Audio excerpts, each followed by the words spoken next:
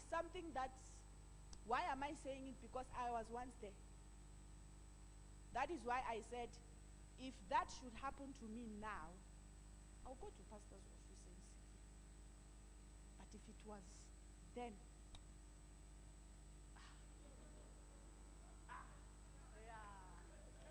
because before it happens, I've already seen it. So there are things that when they happen to you, you see, God will allow you to see them. Then it wants you to pray about them so that He will talk to you on how to handle it. But when you are still a baby in the things of God, when you see it, your human being nature will take over. The spirit will be left. Even you will tell yourself, God, just stay there. Let me sort this one out. Am I talking to you? You literally, because there are people I have had here that, Mama, how do you cope? You know, I went to Daddy and I was talking to him and he was like, okay, don't worry. We'll put it in prayer. God is in control. Then you are coming to the wife who is always in that situation. And at the end, that thing will sort itself out. But let me ask, how many of you will actually take that advice? I know so many people who doesn't take that advice a lot, and they come crying. They say, "Ish, you know, and Daddy told me I should pray, but I didn't pray. Mama, it was too much for me. I couldn't handle it." Then you are coming to somebody who has been handling serious matters and sit on them, born. You know, there are things I have set on their hearts. I will sit like that, and you can't sit on my face. You can't sit on my face, because after I've sat on it, I'll cry and sit on it. After sitting on it, I'll say, God, you know what? This one, it's not for me. It doesn't even deserve my attention. I'll sleep. Then if you look at me, you will say, is Mama older than her age? Or what is happening? Because from entering that door, you will know there is trouble in the mountain. Why am I saying this? A lot of people envy woman of God, servant of God. They look at them, they are shining. They are always, presentable. They always look good. Their hair is always taken care of. Everything about them is always, you know why it's like that? Because we have an advocate. Do you know why it's like that? Because we have somebody who speaks over our lives. We are not talking about a human being. We are talking about the God that we serve. He is the one that will tell you, you know what? Just wipe your tears. Sometimes even when God is telling you to wipe your tears, you feel like you still want to cry. You feel like it's like, God, you didn't hear me very well. Did you hear what I just told you? Haven't you found yourself there? God is like, you didn't hear me very well. Did you hear what they said about me? When I say that, sometimes when Pastor was saying that on Sunday, I didn't know that, this is how my husband is feeling. I didn't know. Because there are things that will happen, you even think, even your spouse believes those people. You are not hearing me. Especially when there is no evidence, or there is a lot of evidence against you, and you are defending yourself, and in your defense, the evidence speaks against you. When they call you a witch and you are the one praying for them. You are praying for them and they say you are a witch. And you still have to come and greet that person. The other day, I think it was 3 Saturdays ago, I met a couple. I didn't know. I think that is when I got an affirmation of this program. Because we were talking with this couple, and we just met by accident. And I got a lot of confession to a lot of things I used to accuse them of. And after accusing them of that, I'll call it an accusation because then I was a witch. You know, when you are a witch, it means you are you are responsible of the thing. So the thing was eating me. They said, you know, Mama, you always saw all these things. They were talking about the current case that is happening now of Major One. Because then I will say it. We will be sitting in the office, all of us. I say, no, man, this man is using this. I'm in that field. I'm in network marketing, so I know what is happening behind the scene. I will say it. That no, if the same God that calls you and that God called me, and me and you, we know the struggles we go through, how come his own is different? No, you have to dig deep. But sometimes we as Christians, we allow ourselves to be naive. Yeah, I'm not judging anybody, né? I'm just trying to bring out a point that sometimes we allow ourselves to be naive. You know, personally, as a child of God, how many years are you a child of God? 16 years. Have you hold 10 million in your hand since you're a child of God? Like, hold it, the back, like, hold it. It's only a criminal that can hold it. No, like, let us be honest. No matter how God is involved in your life, you must be tried and tested. There are things that you have to go through alone. Without your wife, without your mother, without your sister, without your brother. You alone. You have to go through that wilderness alone. There will be nobody to help you. There will be nobody to even understand you. And when you are trying to make them to understand you, they will point fingers at you.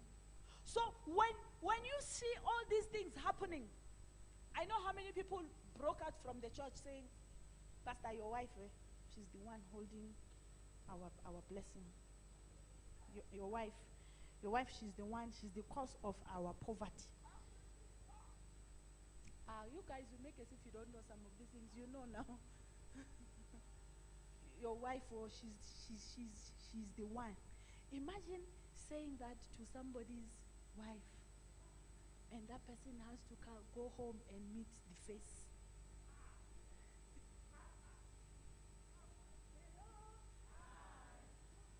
That person has to touch you and kiss you.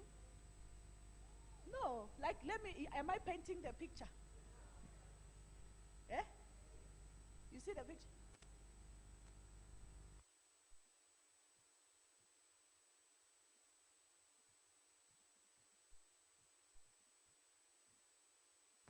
Right here in my life.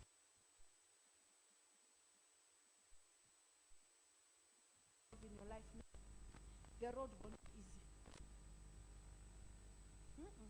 You know, I'm not judging people who quit on their marriages and say, hey, this marriage, hey, this marriage, hey, this man, hey, this woman, hey. Because there are forces, invisible forces that are surrounding that relationship, that business, that family that you cannot see with your naked eye.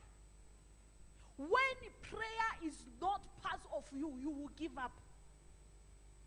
You know, to pray, and sometimes it's like even God himself does not hear you. You will fast. You will deny yourself some pleasures. You will give. There are people who are close to me. When I say close, they know my giving capacity. That somebody can give me 5,000 rands now. That 5,000 rand, I will not use it for myself. And when that 5,000 rand come, God have already told me, where is it going? Have you ever shut your account to zero when you don't have a salary?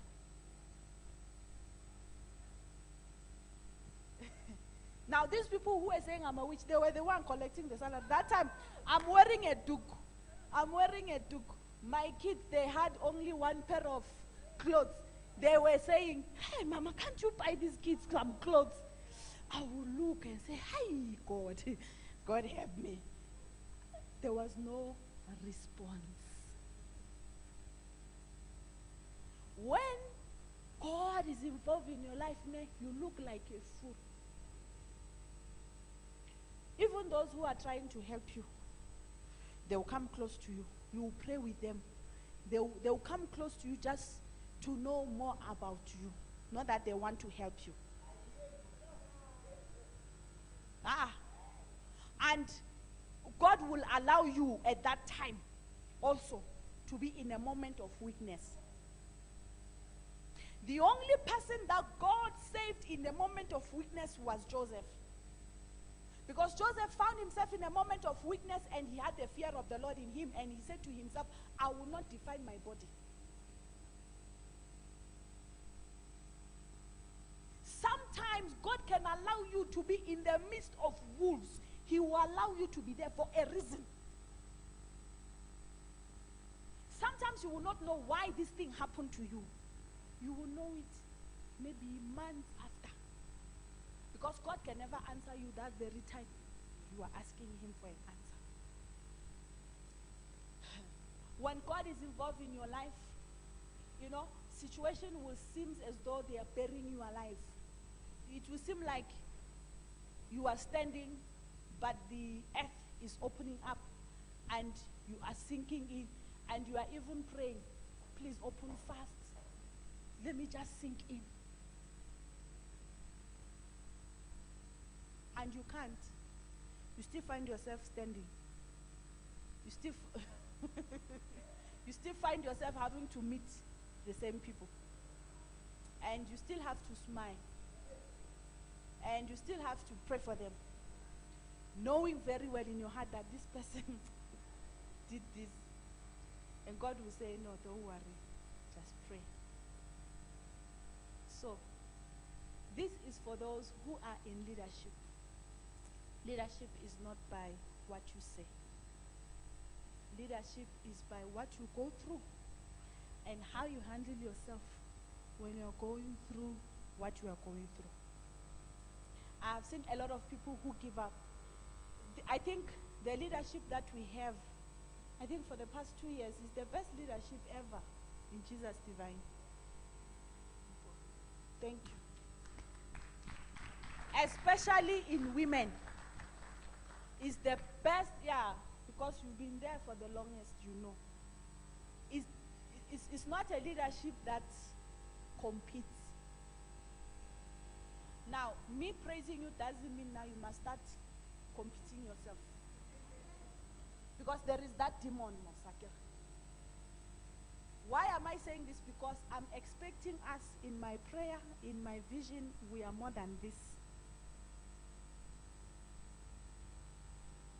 Now, when God is involved in your life, it doesn't mean you will not go through afflictions.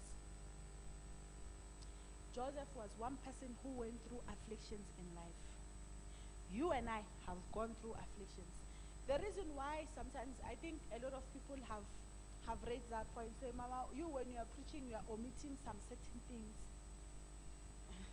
Sometimes I see it even in your faces that they wanted me to go deeper in that area, but I didn't go. And that time is not the time. I think today is the time. You didn't, Mama, you're supposed to touch that one. It's like I needed it so that myself, I will know how to come out of it because I have found myself in it. Joseph was one person who found himself in multiple afflictions. Afflictions come in size, height, color, shape. And you must overcome them. You can't dodge them. Now, one of the afflictions that came in the life of Joseph was false evidence appearing real. When Joseph was given the coat of many colors, there is some time when pastor will be preaching here and say, some of you don't know I love you, and you think maybe I don't love you, and the reason why I will not show you that I love you is because of the people around you. Sometimes when we show you the love that we love you, I know sometimes we don't show it. We show it from far. We show it behind the scene. We show it maybe on your WhatsApp. Yeah, we show it privately. Even some of you, the love that you have for us, you show it on WhatsApp privately. Why? Why are you doing it like that? Because you don't. Nah. We need to break that. Yeah, we need to break that. I think I'm the first person to break it. Yeah, I believe I'm still praying to God about that. I believe I will be the first person to break that, because I've seen that afflictions can make people to hide who they are. They have a big heart, but because of afflictions, they will reduce their heart so that people will not see. Have you heard the saying that say, they hate you because of the people that are around you who are showing you love? Have you heard that? Why will people around you show you love, and there will be those who are showing you hatred, or who will fight those who are showing you love? It all goes back to the scriptures. It is scriptural. It has to be so. The Bible said when Joseph was born, he was the strength of his father. He was the joy of his father. His father went and bought him a coat of many colors. All the 11 boys never had it. Only Joseph had it. So because of that coat of many colors, they sought out to kill him. They sought out to sell him. They sought out, in fact, there are afflictions that are man-made. In your eyes, they are man-made until you prevail and overcome them. When you prevail and overcome them, when you stand with boldness. You stand with audacity. You stand with confidence, because you have overcome them. So the Bible said when the brothers sought to kill him, they discovered that killing him is not the solution. Do you know that that was God's intention, not to kill him? Because according to them, they have made up their mind to kill him. How many of you have narrowly escaped poison? Have you asked yourself? How many of you have narrowly escaped poison, narrowly escaped death threats, death whatever, that the enemy had planned or prepared against you? Because it was the will of God for you not to die. And you are saying, God, why am I still alive if my life is like this? And you don't know that the enemy had planned to kill you, but God prevented it not to happen to you, because he still have a lot in store for you. Sometimes people complain and say, I can't pay my rent, I can't take care of my kids, I can't live the life I want to live. Hey, problems are too much all over me. I ask myself, I say, yo, these people are like you. They have a job, okay? And they're crying like this. They have a job. Then you are complaining to somebody who doesn't have a job for how many years and is still able to pay bills by the grace of God. And there is not day, maybe I've come to you and say, hey, this problem is too much, oh, I can't take it, I can't take it, I can't take it. You know, why I'm bringing my life today is for you to value what you have. So many of you, I look at you, you don't value what you have. You always want. It's good to want, but want in a way that will glorify God. Want in a way that even when you get, I just told you now that there are times I will pray for a particular thing. There is no day I have not prayed to God for a particular thing and he denied me. No. Because when I left my job, we entered into an agreement with him that never allow me to be in a tight corner. Even if I might not pray about it and I come to you, I say, my sister, I'm in a serious trouble. I need your financial assistance. You don't help me. And you are the first person that God revealed that I should come to you. When I finish dropping that call, my phone will automatically on its own beep. That will make me to kneel down more. You don't understand this. Huh? Do you understand it? You will come out out from the spirit and be in the flesh, because the problem is too much, then you will go on your own and do this thing because you feel, if I didn't do it, it's like the whole world will collapse. And that person will tell you, oh, no, hey, I have problem. And you know that person is in the right position to give you. Have you find yourself in that situation? You know that this person is in the right position to help you. You go to them because you have been praying, waiting, and God is like he's silent, and it's like he's in Dubai. It's like God went on a holiday in Dubai. He's on a massage, or I don't know, whatever they do in Dubai that makes people to be crazy. I still need to Google and search what people do in Dubai that makes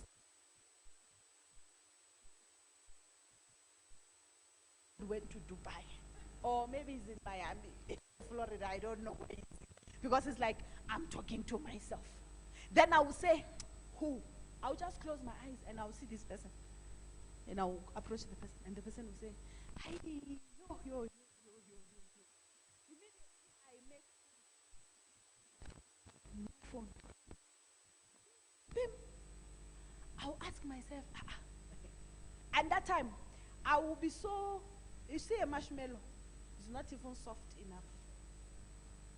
No, that is my prayer for you tonight. May you never find yourself in a situation that will make you to come out from the spirit and find yourself in the flesh, to expose yourself, because when you come out in the spirit and you are in the flesh, you can even expose yourself to your enemy without you knowing. I said today I'm bringing my life. The preaching of today is my life. I think from now I'll be sharing my stories. I think that will be better. Because people see Prophetess Nelly, they don't know who is Prophetess Nelly Gashegas. People don't know me. They assume they know me. They assume. My phone will make pim pim. I will mellow. Even jelly does not tingle enough. So I don't know what I can compare the situation I will now find myself in. If I can faint, maybe I can faint. Yeah, I will just say, let me just faint here. Because I'll be like, so God, you wanted me to doubt your abilities so that you can prove that our agreement still stands. How many people entered into agreement with God and they are no longer following them? Because if you enter into agreement with God, two of you sit and you talk. I know people who talk with God in the church. As we are sitting here, I know them, that this one talks to God and they have an agreement. And so when a miracle takes place in their life, I'm not shocked. Because I can equally, when they come and talk or come for counseling, I can hear what they are not even telling me. Sometimes when they send a text, I will know that this person did not say what they wanted to say.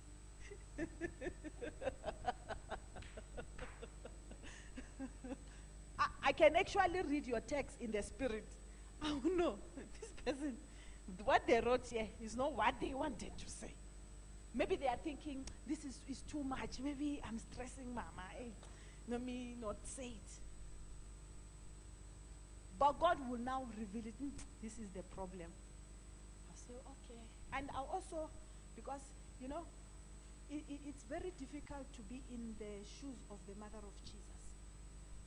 The mother of Jesus was the only woman who interfered in somebody's business without being invited. She was invited to a wedding. Nobody told her that the wine was finished. She made it her business. There was a time I was like mother of Jesus, but gossip removed me there. I think this season I'm going back there. Because when people call you a witch in the things of God, it's because you see what they didn't tell you, what they gossiped in their bedroom. You hear it. That is the kind of gift I have. What you say. Sometimes I'll tell my business partner, I say, you guys were gossiping me yesterday. They will laugh. And I'll tell them what they will say. They will look at each other, and I wasn't there. So I'm not saying this to scare you or to make you run away. No. That is the gift I have, and I know it. From growing up, that is the gift I have. If something happens in the family, before it happens, they already know that this will happen. I remember, I think I was 10 years, I had a garden. So in this garden, it was a project from school. So they told us instructions of how to start up that garden. So I did mine, and I got 100% because my spinach was the greeniest and the biggest. They gave us that, I think that thing took like 8 months, and the marks were for December. So the project was for the whole year. So every month you must bring a report of what then there were no phones. You have to cut and take to school. If it's a tomato, if it's a potato, dig it and take it to school. So I decided to plant spinaches. My spinaches were, I don't think those spinaches can still grow again. I don't think they can still grow because they are trying and they have never gotten that spinach. That spinach was this height. And then I was like 10, 11 years. When I took that project to school, the very same night I cut it off, I saw my neighbor. She went and defecated in the spinach. I'm telling you, this was in the dream, ne? In the morning, the first thing I did was to run to my spinach. I found carcass there. I told my mother, I said, hey, see what I dreamt last night? And I went, come and see what I found there. It wasn't up to 3 months, the woman had an accident because I said something then, and I was still a child. I know I said something. I'll not tell you what I said. Because that was my project. I loved it. Like, I wanted those marks, and somebody came and performed witchcraft. I said something, the woman had an accident, both her legs were amputated. So, I won't cry when somebody calls me a witch now. No. I will cry maybe 7 years ago because I was naive. I had forgotten who I was. I tell you that this program, you see this one, and how I'm doing it today is because that's how God instructed me to do it. I wrote a lot of scriptures there. We will not read them. The way I'm talking is part of the scriptures. When Pastor was talking that Sunday, in fact, I appreciated myself more because I was like, wow, okay, oh, okay. There are things that even your partner cannot say them to you because even them, they have found themselves in a moment of weakness. And if you are seriously committed to that relationship, sometimes I ask people, you want to be me? Can you fit into my shoes? No, can you actually fit in? Can you fit in into my shoes and wear them properly and still be walking and still be smiling? You can't. So your journey, it has a testimony on its own. Allow yourself to walk through it and allow God to teach you some certain things in that journey. Don't wish to be in somebody's journey. Don't pray. Pastor said something on Wednesday. Said a lot of people said, I want to be like Major One. Now, how many people are still wanting to be like him? Few. Those who want to be like him, they are the ones who are stranded. They don't have anywhere to go. But those who are buoyant, they are looking for a church now they can go to. They are watching now. They don't know where to go. They don't know which church to go to. Because they feel it's like I was deceived this whole time. So sometimes when you are saying the truth, to people's mind, you are crazy. Because the truth sometimes is always minority. The truth sometimes is always a minority. but lies will be so celebrated, like it's the current thing, an existing thing, and the only thing that makes sense. So I was still on the story of Joseph. False evidence appearing real when God is involved. Now we know that their bone of contention against him was what? His father gave him a coat, and why they didn't give him one. 2, he had had how many dreams? And all the dreams were signifying to the fact that is associated with the coat. Because sometimes people can give you a gift, but they don't know what God has already voiced in their lives about you.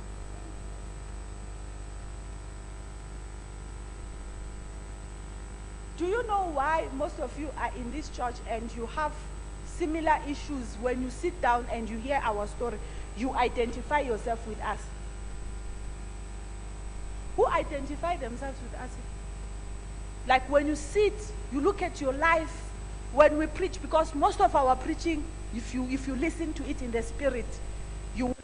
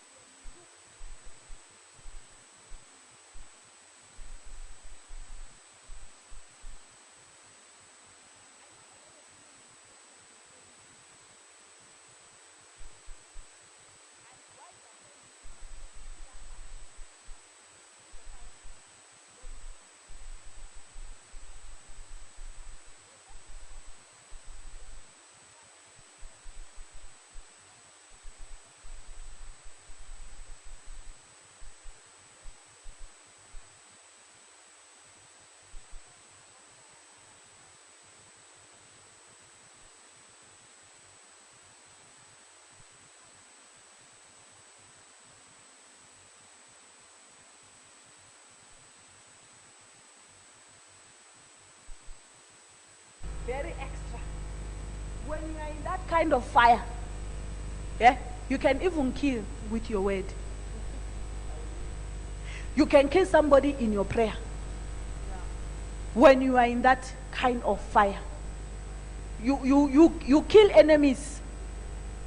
Because that time, all the weapons, God will bring them. You will see them, like you are no longer in the physical. Somebody asked me, Mama, why did you pause on the live on Facebook? I said I was going through an affliction that needed my serious attention, and I needed to kill for me to come out. So I can't be like that online, because people will say, you know, I meet such, when I also go through other people, I meet them, they don't care.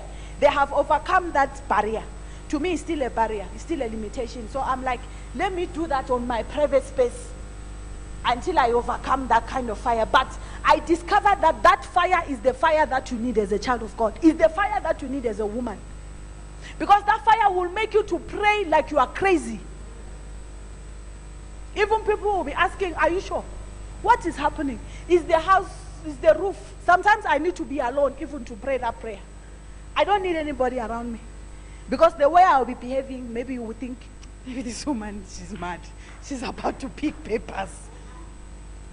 Have you prayed where even your husband is asking, am I safe? Am I safe? Because at that time, you don't care who you're calling, and you are not even hearing yourself. Because there is an issue on ground, and nobody is hearing you. What you know at that time is that what I want is a solution.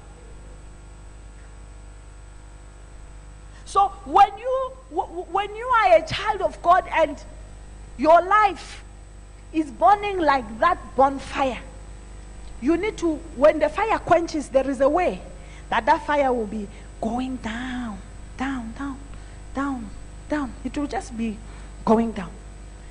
If you allow yourself, or you allow the word to come out of you, and you allow the world to come in, you will allow the fire to quench. And when you allow the fire to quench, you see, when they are calling you names, they want that fire to quench. Because when the fire quenches, you can't see what they are doing. You can't know what they are doing. You can't. You will just be caught by surprise. You see, I'm that kind of person who refuses to be caught by surprise. Before anything happens here, I tell God, I say, God, I don't need to be called to the office to be told. I know.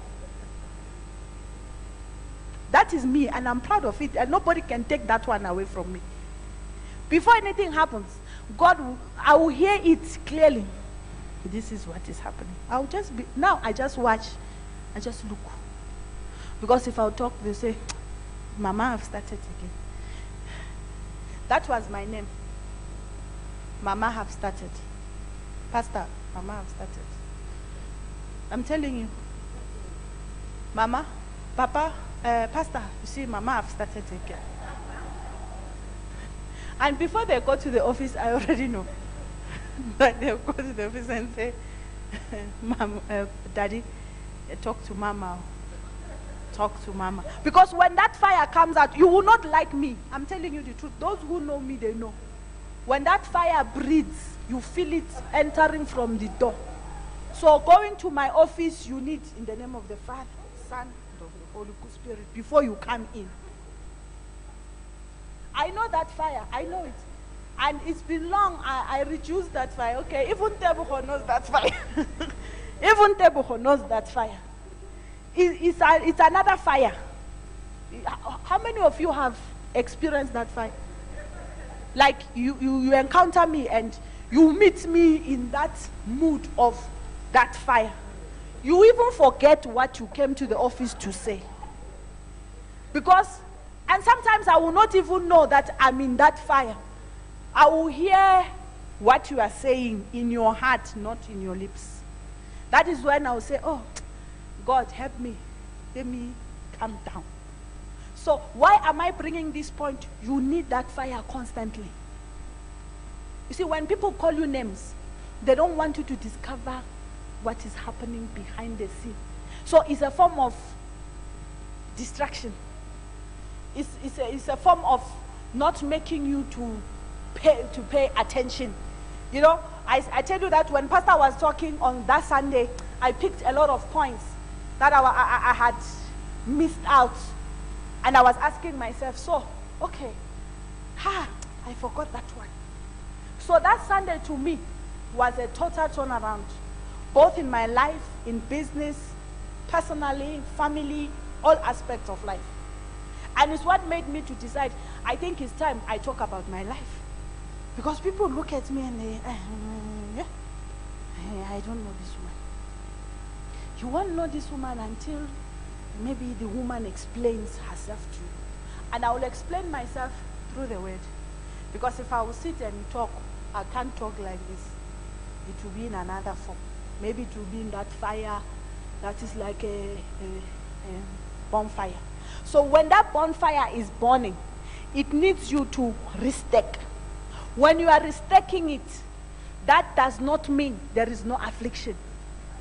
When you are restaking, that does not mean there is no pain. When you are restaking, that does not mean there is no gossip. When you are restaking, that does not mean you are not going through stuff. You are going through hell, yet you are still having the energy to restake. Sometimes I ask people, I say, do you know why you go through what you go through? It's because sometimes you haven't tapped into a dark room that you have within you. You know, sometimes we believe so much in demons that we even forget that we have a dark room that is empty in our subconsciousness. Because the enemy will allow you to feed on, there is a demon. Even me, I'll come and preach, it is a demon. Sometimes it's not a demon. Sometimes it's the way you were brought up and the environment you find yourself in and the situation you find yourself in have molded you to believe that everything is a demon. Allow yourself to tap into your subconsciousness. You will actually discover that some of the things that we go through, there are things that need us to replace them with good things. They are inside of you. You don't need to search them. And you can never run out of them. Such as confidence. You can never run out of confidence. You can't. The minute you run out of confidence is when you allow fear to step in. The Bible said when they sought out to kill him, something came upon them. I believe Joseph in his subconscious mind said something that triggered them. Do you know that in your subconsciousness you can order things to take place and they happen?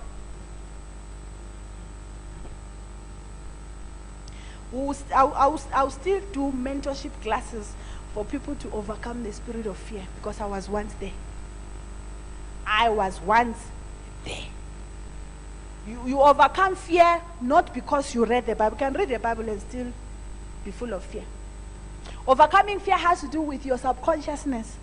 You feed, your mind has two sides. There is a side that is called the dark room. That dark room is empty. It needs you to go and deposit so that something will bring out light. What you deposit there, it manifests it physically. So if you say to yourself, I'm ugly, ugliness is what will come out.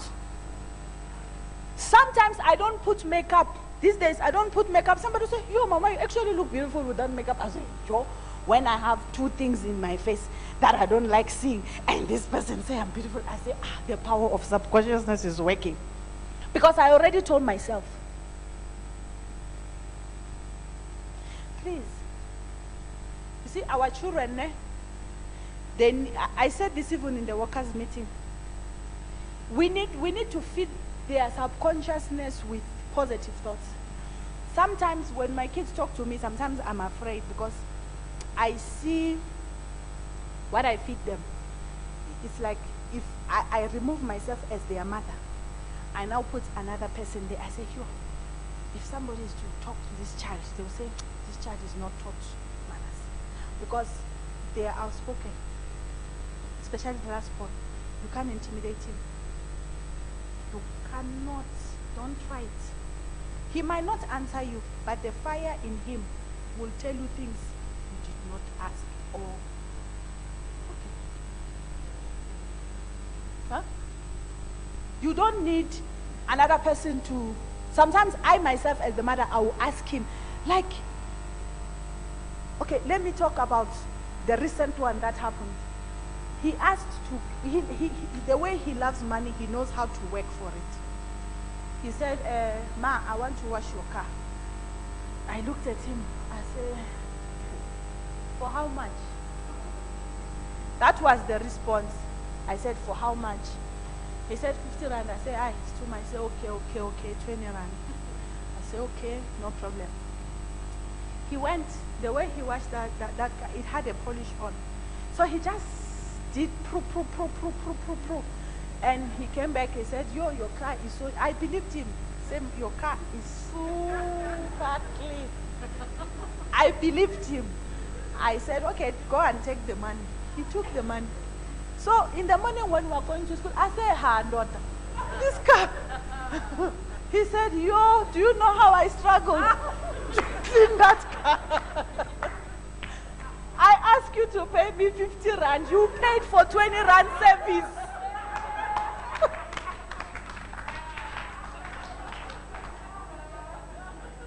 If you want 50 rand service, give me 30 rand. I'll go and clean the car. No, this is, it's a joke. It's a joke, but that's how he is. Those who know him, they know him. Like, there's nothing for free with him. Nothing. He's hello, you must pay.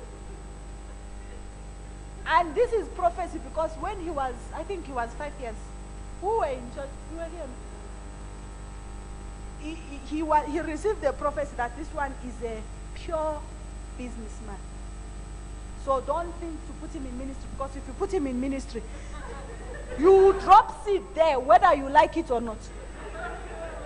The fire that will be coming out of him will make you to stand on your own and drop the seed. So I believe he's the one who will correct the errors in the ministry in our lives. Because me and his father, we don't have. Only him has it. So what am I saying? That when you tap in into your subconsciousness, there are things that you can send out without even you knowing that you're sending them out. A lot of people, women complain and say, yo, I didn't know.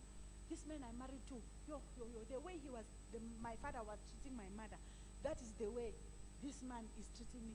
You are the one that begged that seed. Because that is what attracts people to you. If you are attracting people that betray you, that is the seed that you are bringing out. That is the seed that you are planting every day. You might not know it, but in your subconsciousness, you are always afraid of, oh, I don't want somebody to betray me. I don't want somebody to cheat on me. I don't want somebody to break my heart. But what is happening? Those are the very people that get attracted to you, and you get attracted to them. Somebody wrote something and said, why am I attracted to stingy men?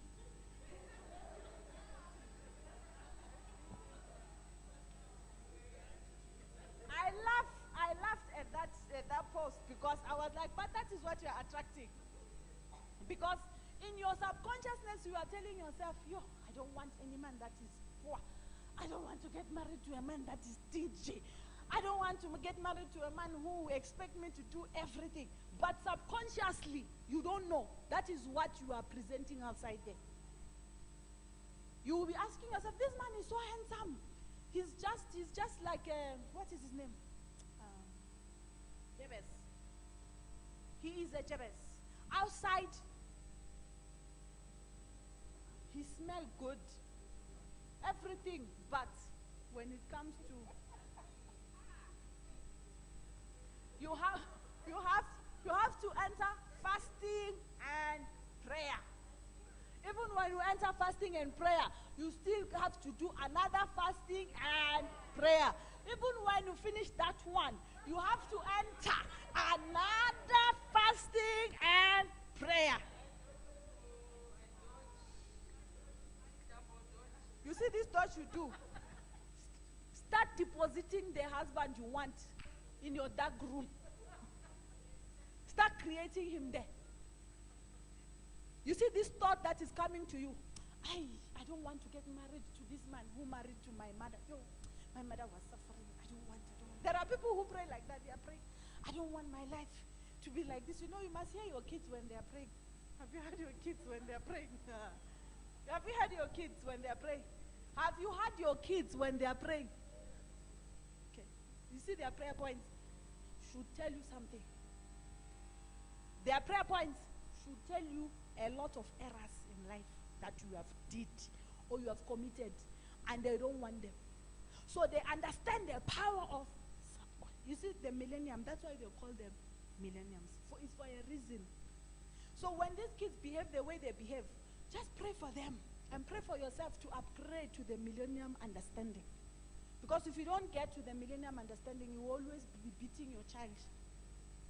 Because you don't understand why this child is behaving the way he's behaving. Okay, let's talk about Samson.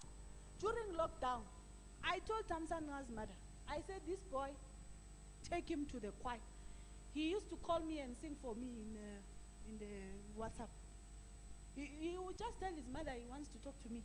I told him, when are you joining the choir? He was laughing. I was amazed. On anniversary, I say, hey, when is he going there? Please, take that boy to choir. Let him sing for us. Because the confidence is already there. He doesn't need anybody to tell him how to. He has already wooed you. He has already conquered you. So when he's standing here, he doesn't care whether he's a small boy. He doesn't see himself as a small boy. No. So there is a way that even you as a parent, you do things you don't know. You are sowing into your child. You don't know. You don't know. What we say to them matters most. And sometimes that is what the enemy is against. Have you heard when they say, they didn't just pambanisa that mtwana. No, it's because they know the destiny of that child. So in the life of Joseph, his destiny was pambanisad. Let me put it like that. But he vowed that those dreams must come into fulfillment. No matter the hatred, no matter the afflictions, no matter the foundational issues in the family, he told himself, I must overcome. They did not kill him. They just killed a ram and spilled blood on the coat and sold him off. They didn't know that was the plan of God. Did he allow the fire inside of him to die off? No. Point. Don't allow the fire to die in your life. No. True. Never allow that fire to die off. If you allow that fire to die off, the day you will wake up, you will regret. We need to pray now so that we will close.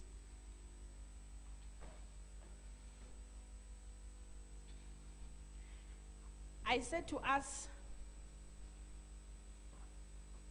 when God is involved in our lives, we go through a lot of things. Another person who went through situations in life was Elijah. Him being Elijah was an issue to other people. So we need to understand that our problems should be things that draw us closer to God. Sometimes I say to people, I don't know how I survived the name calling, the rejection, the hatred. Yo, call them. I survived them. And most of those survivors, there was nobody encouraging me. There was nobody telling me it's okay. There was nobody calling me and asking me, Mama, are you okay? I heard this is what is happening. There was nobody. When I say there was nobody, even the person I thought this person is maybe is the right person to call me and encourage me, keep on, they were not there. I was alone. What am I saying? Sometimes you have to be alone. I always say this in my preachings, and people, they don't understand where is it coming from. You have to be alone. If you are not alone, you will not give glory to God. I had to be alone. I had to be strong for myself. The other day I was talking to some ladies, and I voiced it out. I said, you know, I don't know why God made me the way he made me, because the most strongest people I know, people who are strong for other people, they are the most vulnerable people. I said, I don't know why God made me to be brave for others. Because sometimes I feel, yo, God, you made me so brave. I can take your problem and take it and make it myself. I can even kill for your problem to be solved. Yo, maybe you haven't seen me. If there is a problem you're going through and you make me know about it, there are people who run away from my office because I make it personal. Like, I become angry with the problem.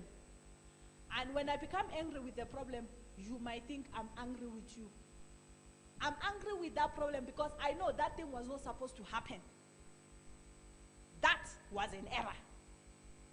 So you need to come to a level where if something is going wrong in your life, be angry with it. Don't be complacent. Don't just relax and say, things are gonna be what's gonna be is gonna be. Hey, you are aging. What's gonna be is gonna be. Is it when you are 45? What's gonna be is gonna be. Is it when you are 50? What's gonna be is gonna be. No. Let that bonfire in you never quench. If that bonfire quenches you, the enemy will get fed on top of your head. He will get fed because he will understand that there is nothing again that you are seeing. Do you know that each and every one of you, you have a calling? Do you know? Do you know? Do you know that you have a calling? That is why in women's ministry, I allow everybody, you have something to teach us. Come on. Because me, I can't know everything. I can't. From the beginning of this women's ministry, how many women I gave mic? Please come and teach us. After teaching, it was now a social gathering. It's no longer ministry. It's now a social gathering elsewhere, gossiping about me.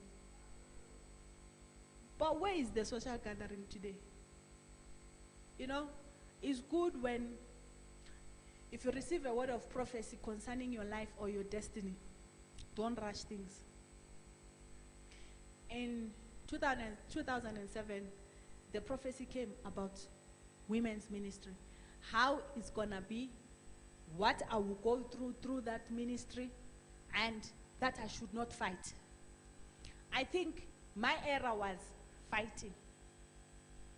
Yeah. My era was fighting. And the fighting was, do you know that you can receive a prophecy and forget? Huh? Do you know? Because every time when I remember that prophecy, I remember it's so audible, like I'm there. And that is what has made women ministry to have leaders. Because without leaders, there was a time I was running it alone. Nobody asked, why is Mama running this ministry alone? They didn't understand where I was coming from, what I had to go through. Because you will entrust people with a mic. After entrusting them with a mic, when you are not there, they will tell people how witch you are. How you are a witch. How they will now gather together and be drinking with your name. No, I'm not telling you a story that happened in Jamaica. I'm telling you what happened in Jesus Divine here, live and direct. Women ministry, I think this is, we are small, because then we used to fill up. But after filling up after the program, you ask what happened. There will be so much confusion. There will be so many groups, group there, group there, group there, and group here. You ask yourself, what happened now? What is the problem? When you dig, you find that you are the main topic. Okay, is it an error for me to give you a mic? No. So I learned to keep quiet. That was what was missing in the prophecy I received 2007.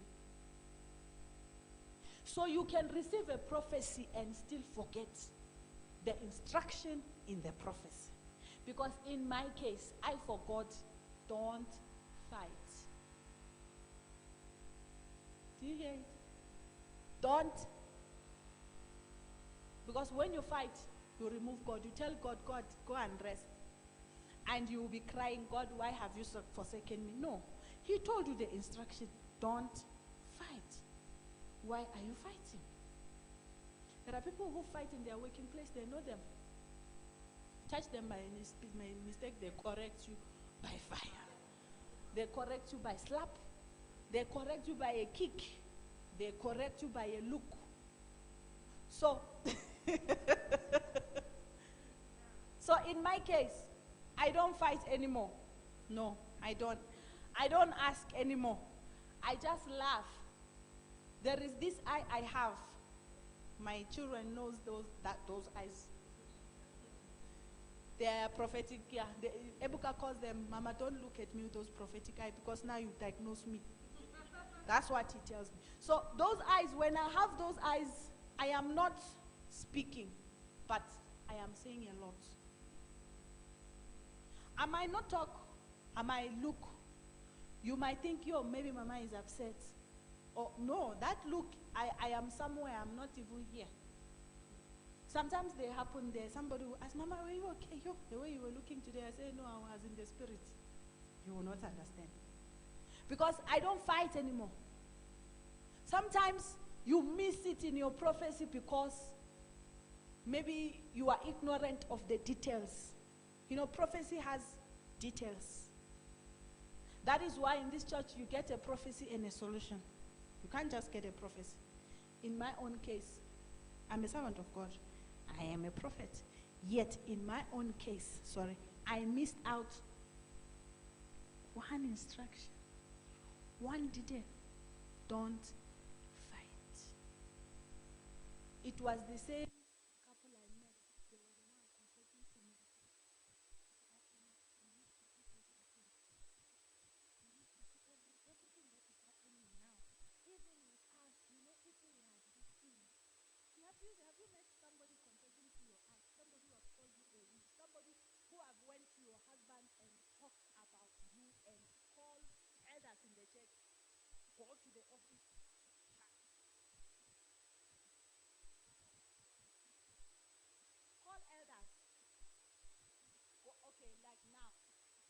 Thursday, Sister Julia will call the committee, take them to the office, and she's the one who is a prof.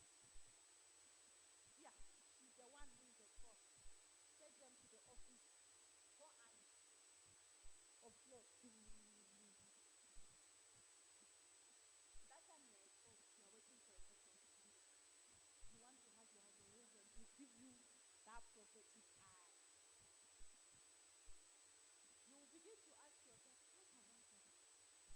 There was a time I used to ask, when I come to church, when people go in there, I will say, what have I done? Yeah, because I will know. I had already known the eye. So I will sit in a position. I will sit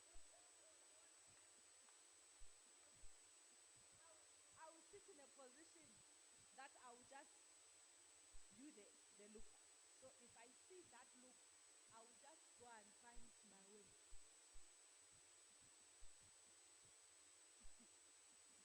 Those were the people who were saying, you used to see everything, If we had listened to you,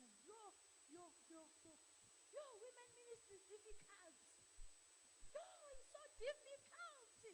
Mama, I remember you. Now I don't complain. I'll be like, Mama was right, That was the person who made me like I'm crazy. For the next life, in the next life, you still see what she told. That is my prayer. I can't talk. I can't fight. I can't justify myself. But my prayer, I'll go to the crown. You see why they will not call you a witch? When they call you a witch today, throw a patch. Go and buy, you drink, go and buy your alcohol. No. You see, Pastor and I, we are done trying to correct you because we know after we tell you, you go and we know you go and don't dedicate. So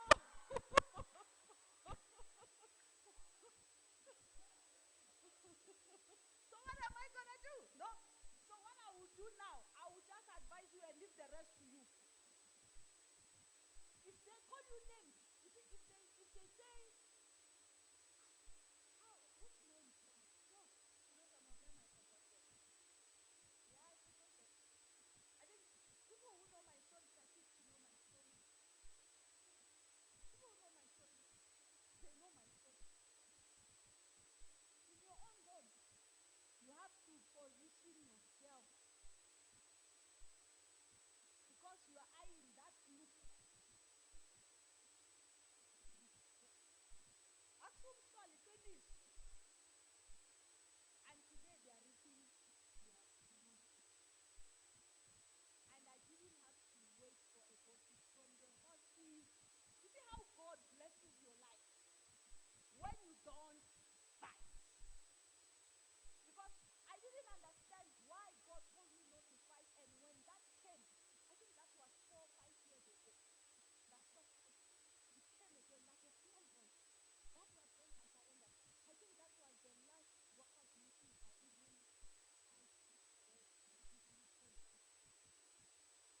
that voice came that day. And even that day, what I was fighting for was peace. Because you see me, if I know the truth, I can die for it. Hate me, I know one day, truth must surely stand. Mama, do you know? To get that one rand, have you seen enemy confessing to you about what you were trying to teach? Then that you know, sometimes Teddy and I, we don't like to say things because we can see your heart. Just no. You will gather women and say, women, we were substituting. Then I was substituting myself. I was persecuted for 5 rand. Why? What is the 5 rand for? Why should we subscribe for 5 rand? You see how I'm saying it? Why should we subscribe for 5 rand? You must explain to us, what is that 5 rand for? That day, hey, yeah. Who was here that day? Who was here? I think that nobody there. God took them out to another church. You were there, Mom? Oh, okay. You saw how I was there? Yeah. Because when that will be happening, I'll be looking for where I can hide my face. Because if I will talk, I know they will go to the office. Then I have to wait by the door. So I had to choose. I keep quiet and I don't have to wait for a prophetic act.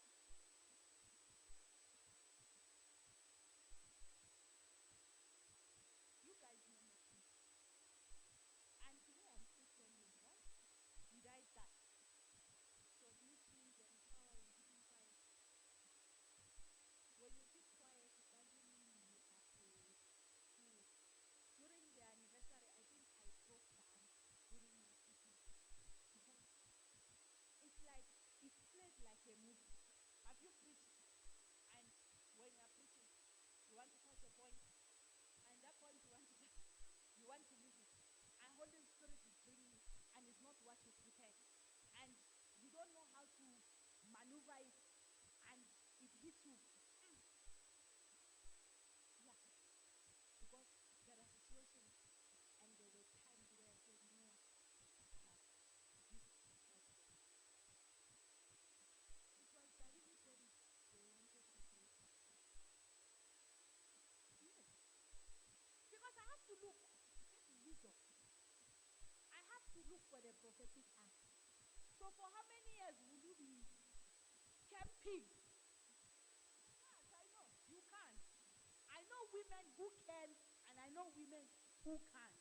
So that is why I asked a question. I said, if you were to come into the church, you are the man full, you see somebody sitting in your chair, what will you do? What will you do? You see? That is the fighting. That is the fighting, because now I know better. I will go and sit in the office and just relax. Yeah. So that I don't have to meet there. You know that it's prophetic act. You know it. It's fire on its own. So your husband will have to, shift everything that he was fed on the office. You have to flash it out first. No. Because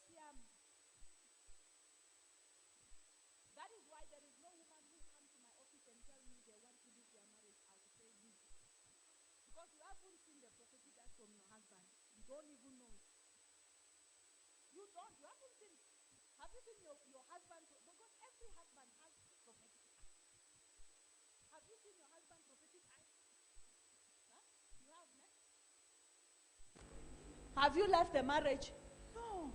Then I wonder which generation is this one that can endure things. Sometimes the troubles you go through in your marriage is not because of you. And sometimes it's because of you. It always boils down to you. So there are men who can't take it. They will not be asking God. They will not be going back to the prophecy. If you receive prophecies in your life, go back to your prophecies, because you will see your life right. Then you have to pick points from there and say, oh, there was an instruction here, I shouldn't fight. I forgot about that. Okay. God help me not to fight. God help me not to overreact. God, close my mouth even though I want to talk, even though I want to justify myself. In journalism, they say that a response to a question posed directly to you that you know in one way or the other you are guilty of it, whatever you respond towards it, you are guilty. You see what is happening to Major? I pray for him. Whatever he will say to God, he's guilty. Even if he registered all those things under businesses and he put people to do it. Yeah, because sometimes, congregation can force you to do things. We refused that, and they said, in that church there's no miracle. Let us go where things are happening. Where are they today? Things are happening, yeah. Let them happen. It's a great year. So we need to pray. I said we'll close early. We need to pray. Because we can say God is with us, but are you with God? It is when you are with God, you know that people are talking about you. You don't react. Can you do that? Can you? Can you do that? Can you do that? People will go to your husband or to your wife and talk things, and your husband will not say them to you because of the love. What he will give you is the eye. And the eye, it didn't mean to give you the eye. It's because where he's coming from. He's trying to process all these things. And he knows you. And he's like, what is happening? What is happening? What is happening? So it is when you have overcome those things, you can actually talk about them.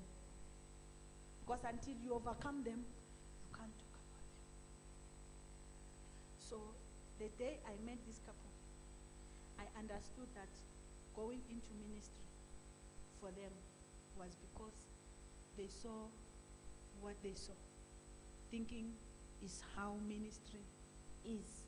Not knowing that I was coaching the woman how to do it, but she spit it on my face like, wow. So now she has to clean the vomits.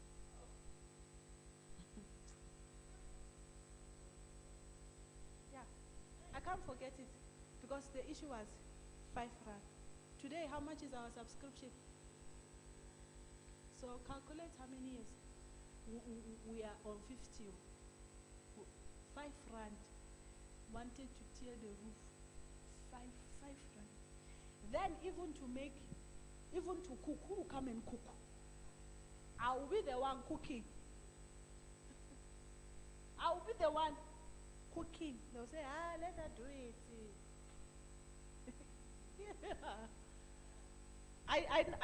You know when the enemy is manifesting around you, you look, you can't talk, but you know how to imitate how the enemy behaves.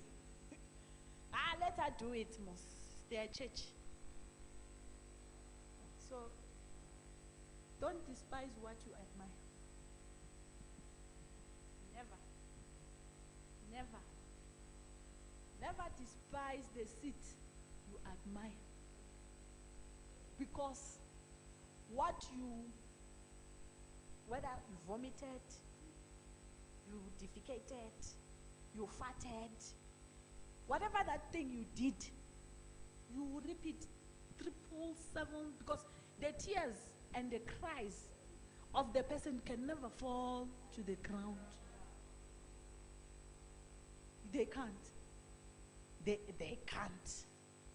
So that is what you are sowing. It might not even be you who is reaping it. It might be maybe what your children. Because you don't know the prayer that is brewing. You don't know how that person is releasing curses.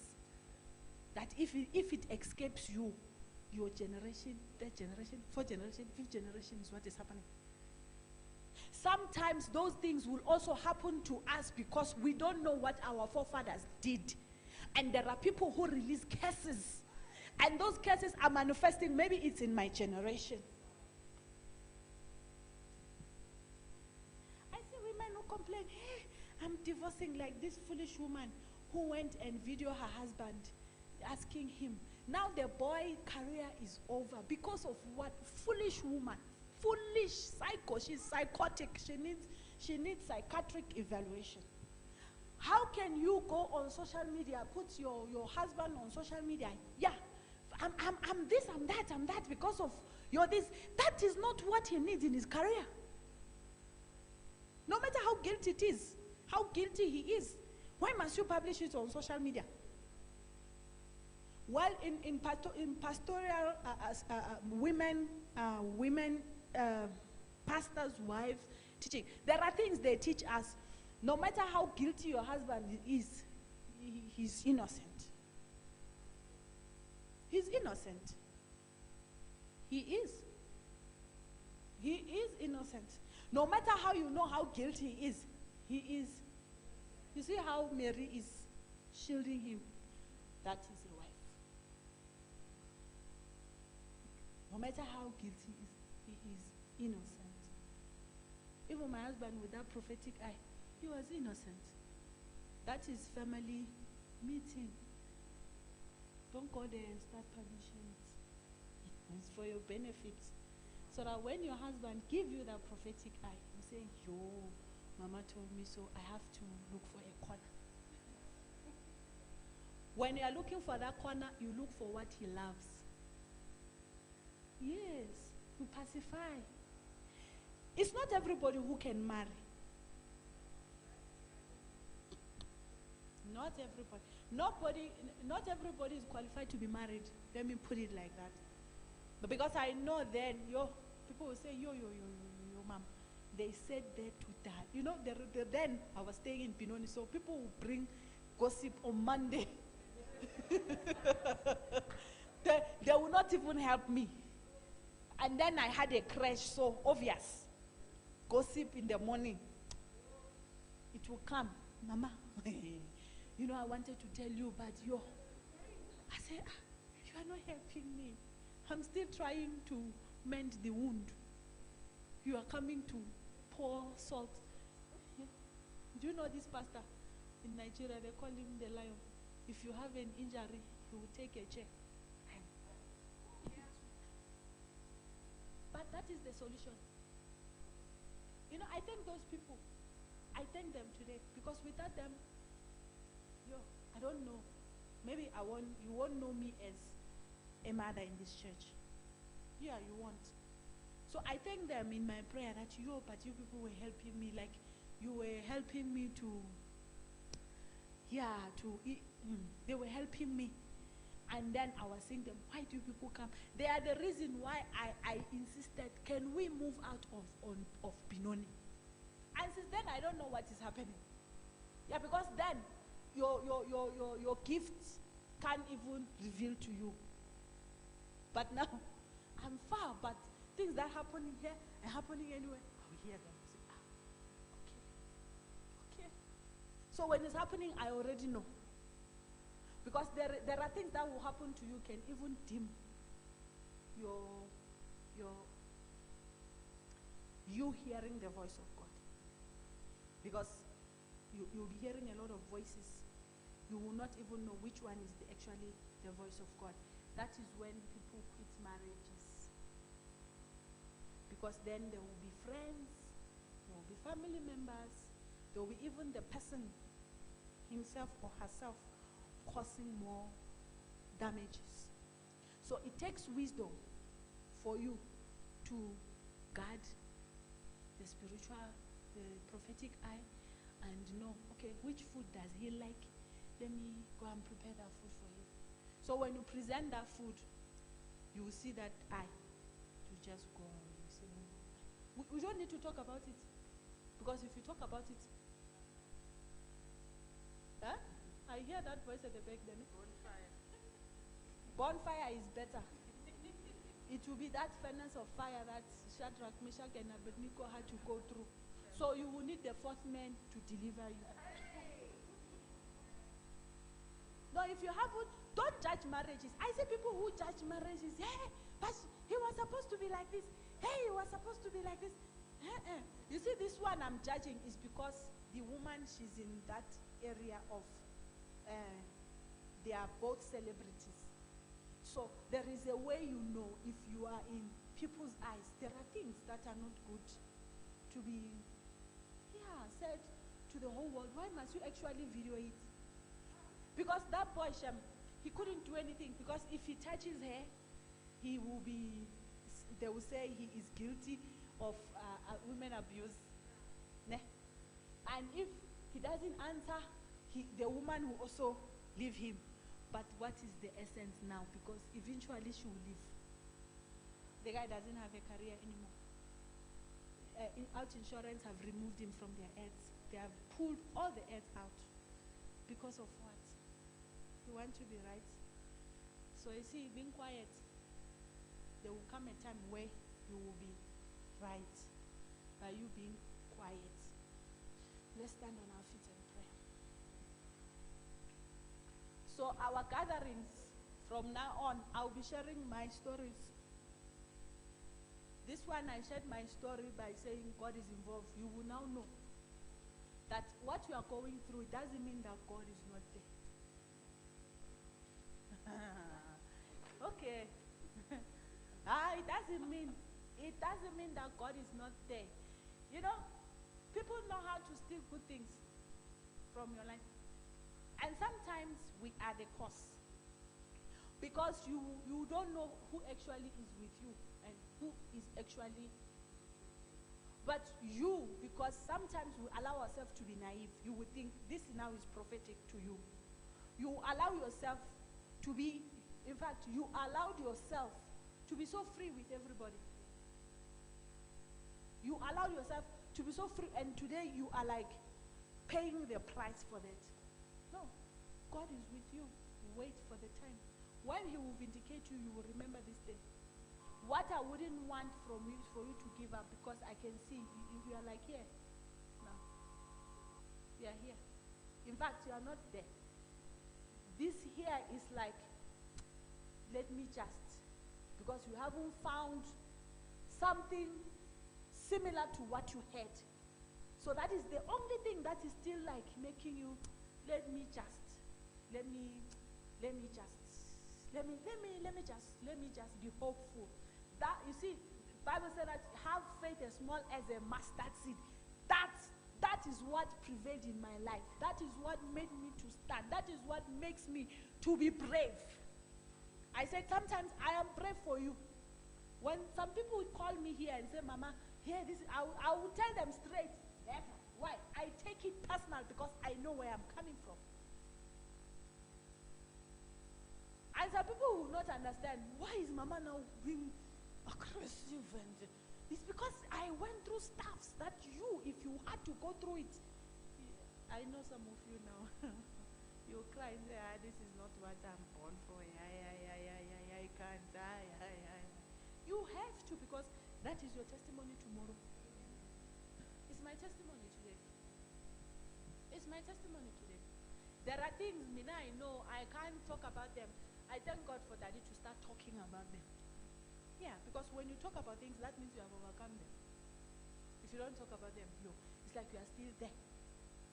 You are still living there. So, don't give up.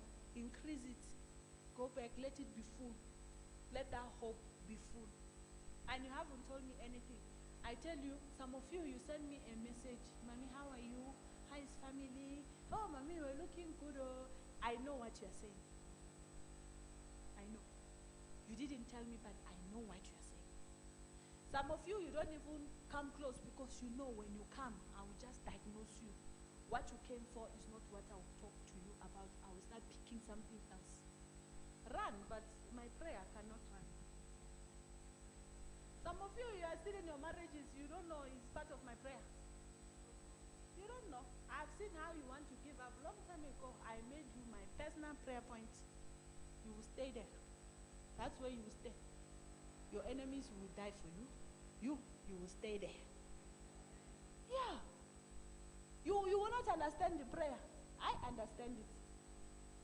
Because that prayer sustained my life. And the person who is talking to you, I am somebody whom I know myself. When I say I am brave for you, I know what I'm saying. When I break, you can't even see me sometimes. There are moments when I break. Yeah, you don't want to see me. You don't. When I break, you don't want to see me, because it will be like a roller coaster, if I should put it like that. You don't want to be around somebody who is strong for others and strong for themselves times 10 to break. So that is why I wrote, how do you handle the triggers in your life? Because when I look at the story of Hannah, her triggers were so deep. So deep, but she never left her marriage. Why would people be quick to leave their marriages? Why would people be quick not to invest time in that relationship? Women are so quick to drop that guy. That guy, I like it, you are stingy. the one to tell you that when I said I will marry him, there was nothing. Okay, you know the story, no? Yeah. Even today, when he looks at me, he says, yo, Maria, a strong woman, yo, my Iron Lady. He's the one who gave me the name Iron Lady. When he gave me that name, when Nigeria, his sister said, you are correct. This woman, she's the iron. Because you can't break me. Try, you can't. You can't. Rather, when you try to break me, that is like, it's where I get more energy. Because I now see why I don't have to break. So you can't be connected to me and you are quick to quit. You can't.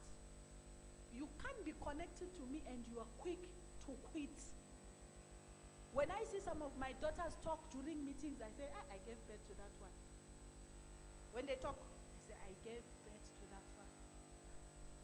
You can't be quick to quit. Unless you see, you know, there are relationships you can see that this one is not going anywhere. Even in your dream, you see it. Even in your dream, you see that this relationship is going nowhere. That one is between you and God. By me, I can't give you license. Tell you, pack your bags and go. I cannot. Especially if you are married. If you are married, I can never. No matter the mountain of the problem, God always have a solution because He is involved. People will call you all kinds of names. Even the devil can bring all manner of reports that can bring you to the sin, even when you are not involved. Because when the devil is out to attack your life, he can even manipulate doctors' reports. He can manipulate everything around you. He can make your children to misbehave. He can make everything around you to be so crazy that you even think what people are saying is correct. You have to be strong. So being a Christian is not only about coming to church, clap your hands, and dance, and go home. It's deeper, way, way, way deeper. Way, way, way deeper. You have to allow yourself to feed on the word, because if you don't have that word, you can't stand the test of time. You can't. You tell yourself, this is not for me. I think there is second Peter somewhere who can treat me better. They say that the angel you know is better than the devil you don't know. So our prayer today is simple. Leaders prayed. They prayed for marriages now. They prayed for everything. What you pray for, God give me the strength to overcome the challenges I face. So many of you, the challenges that you face, they overwhelm you. They are more than you. They are more than you. You now, you are asking yourself, which sin did you commit? That it's like every door is closed. You knock here, it's closed. You knock here, it's closed. Can I go deep? Even the family members, they are beginning to ask themselves, among themselves, what did she commit that made her to be going through this? And they are not saying it to you, they are saying it to even the others around you. What God is saying is you will overcome it. You know, sometimes some blessings takes time so that everybody around you will reveal who they are. Then you will know when that blessing comes, who deserves and who doesn't deserve. Because it's right. That one is correct. It's only Joseph who was permitted to carry his brothers because it was in his will. What is not in my will? Because God has told me. What is in your will? You yourself, you know. But there is this particular as that prayer is coming,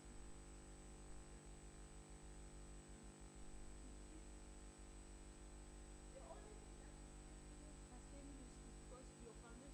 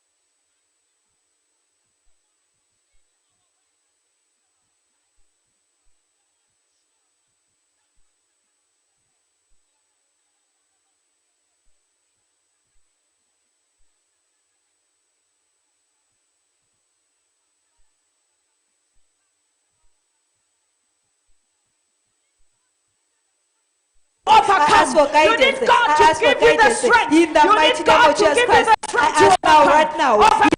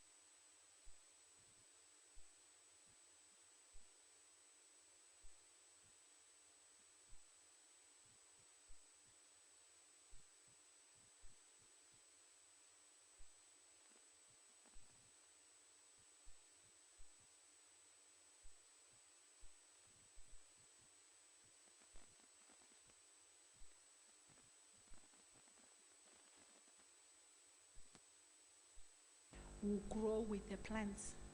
You can't, when they are still tender, uproot everything. So I'm telling you this now because most of you are not yet married and you become victim of anything that say hi. I think the last time I made mention of it, that some of you, a man just said hello. Okay, I think I did a live video. A man just said hello to you.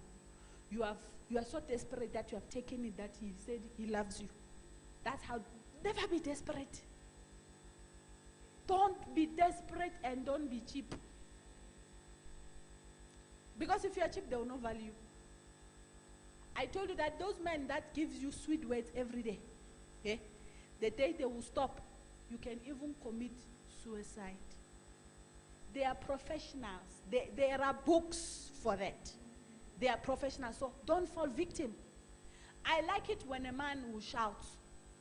Yo, if my husband didn't shout, like if I misbehave and he doesn't shout, I will like, you didn't shout. What happened? Yes, because there are things that you know, this, if I do this, sometimes you need to test the waters. You can't do it now. You need to test whether the fire is still burning or not. So you will do something that will make him, okay, they're still in the same page. You understand what I'm saying? This discussion is for married women now. It's not for the single ladies. But take advice for when, yes, take notes. You must test the waters. You must know whether you are still in the same page. There are people who are married but they are divorced. And they don't know. Yeah? They are divorced. So you need, as a woman, you need to test the waters. There are things, sometimes you misbehave. You need to know. You need to know, are you still existing here or not? Then when you see that reaction, you know, everything is still in control. So when you are not married and you find yourself being called left, right, and center, don't get excited. It might be the anointing that you are under that is making that. Yes, you will miss it and say, yo, I'm the most beautiful girl in the world. After he texts you, he will text 10 more, beautiful more than you.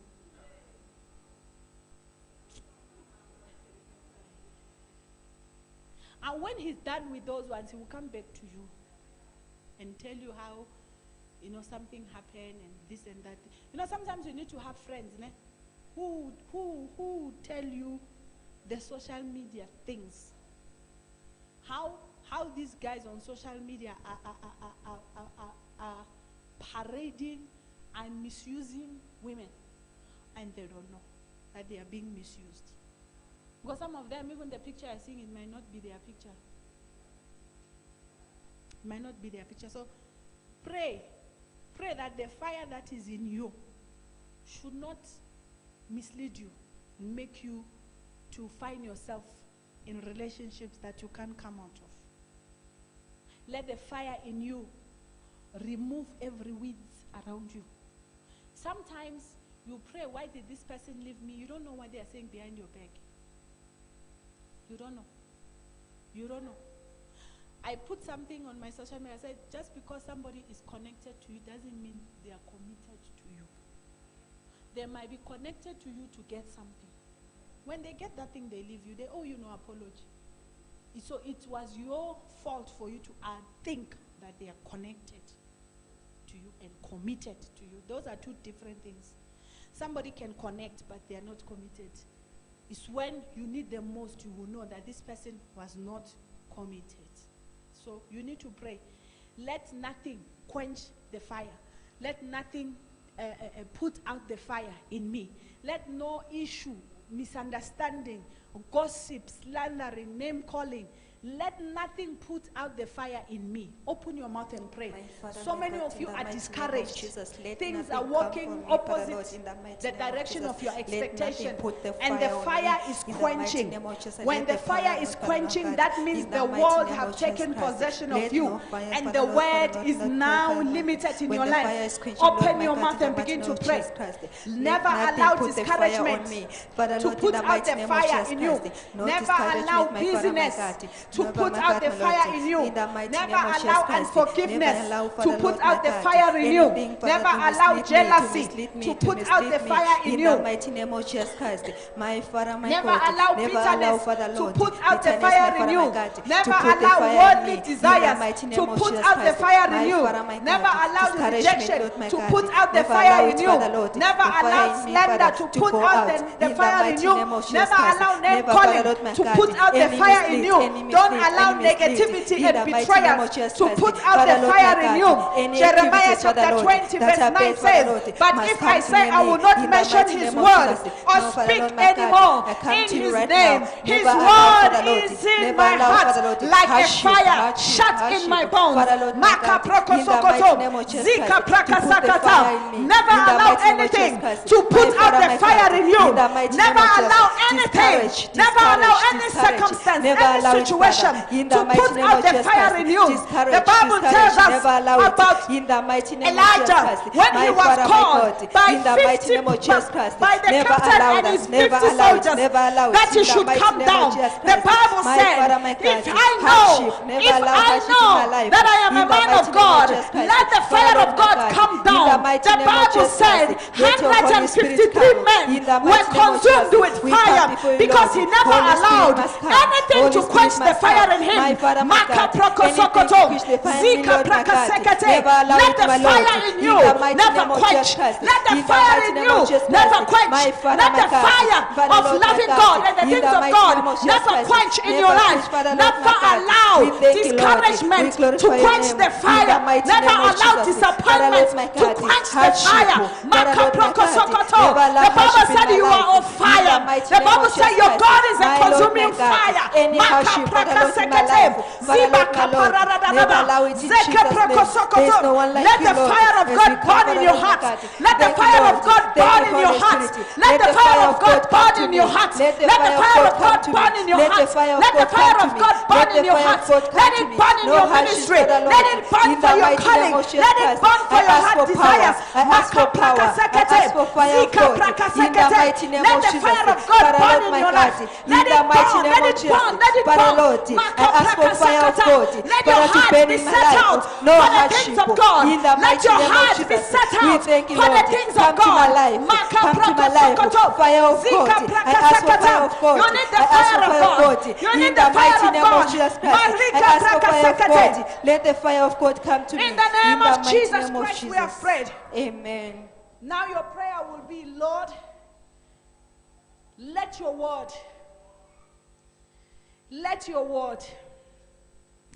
in before you let the world in. A lot of us have allowed the world to be in. The word is like zero. To open your Bible is like a struggle. It's not a coincidence. With all that is happening on social media, and when you feed on it, the other day everybody was asking me, Mom, why are you not listening to news? You know, I would rather listen to IFM because they talk nonsense, they joke, they play music, they do all. I can't listen to 702. I can't listen to Radio 2000 because, like, I'll be depressed. If after hearing the news, what is my benefit? It will make me to overreact over things that I know. If I can only pray about it, then that's it. Me overreacting over them, how is it going to benefit me? How is it going to help my family? It can't. So try your level best to find things that will make you happy. Find things that will make you happy. There is something that Jada Pinkett Smith said. He said that him and Will Smith, they have their own life. They don't owe each other. They don't. And that does not mean that their relationship is an agreement. No. They don't owe each other that Will Smith must make Jada happy. Jada, go and make yourself happy. When you are happy, it's easy for you to make your partner happy. Okay, I made an example to you now. I don't know whether some of you catched it. In the midst of fire, I have to check a prophetic eye. Then I must still go and find something that will make somebody happy. That is not my responsibility. In the world, I'm supposed to live it like that. But because I'm in Christ. So what I'm telling you now, if you know that you are happy as a person, it's not difficult for you to make another person happy. It's not difficult. To make somebody happy is not even expensive. It's not. So try your level best to find something that will make you happy. So many of you stress a lot. You are carrying so much. You are carrying so much. I said the most strongest people in life, they are the most vulnerable people. They are the most emotional people. They break anytime. So when you are finding things, that will make you happy during that time, even if it's mean listening to John Vullicate and maybe dancing it, if it's making you happy, do it. It's not a crime. But it's a family meeting. It's a family meeting. Let me tell you, there are people who live double standard life. So I'll come here and tell you, there are things I do when I'm not happy. When I'm not happy, my kids know, my radio in the car, it will be so loud. And the music that is playing there, half of the time is not Christian music. Why? I don't want to kill myself before my time. I don't. I need to see my grandchildren. So if I will be carrying all this COVID and your second wave of COVID is coming and I need to start picking up food, sometimes I need to forget about those things. Yeah.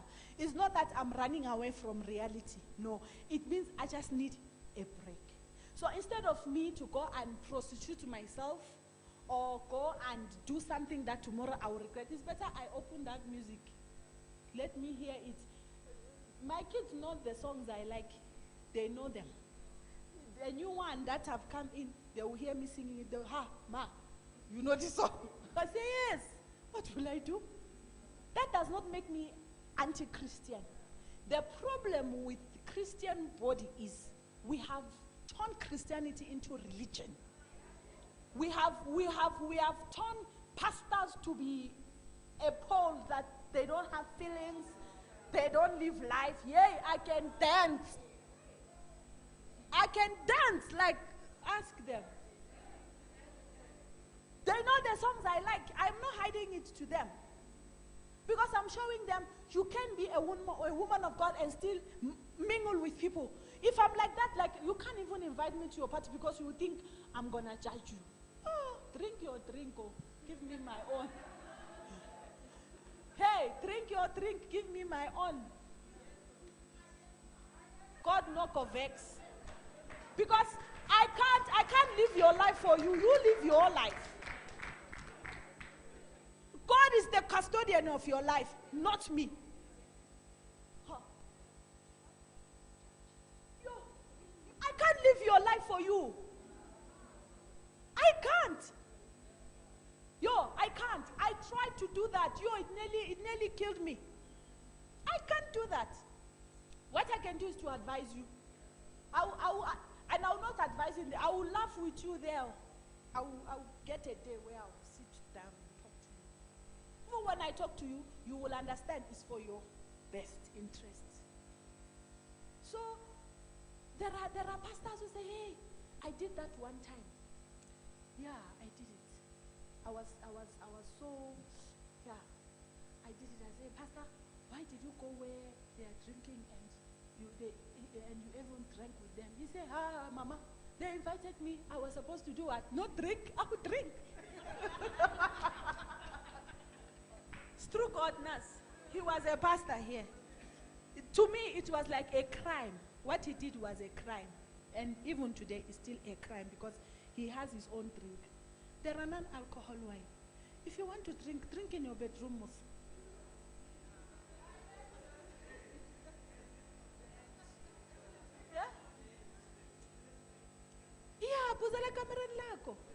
There are people who can't invite pastors to gigs because they are like, yo, pastor will use me as a topic on Sunday. You are judging yourself. It's you who is judging yourself.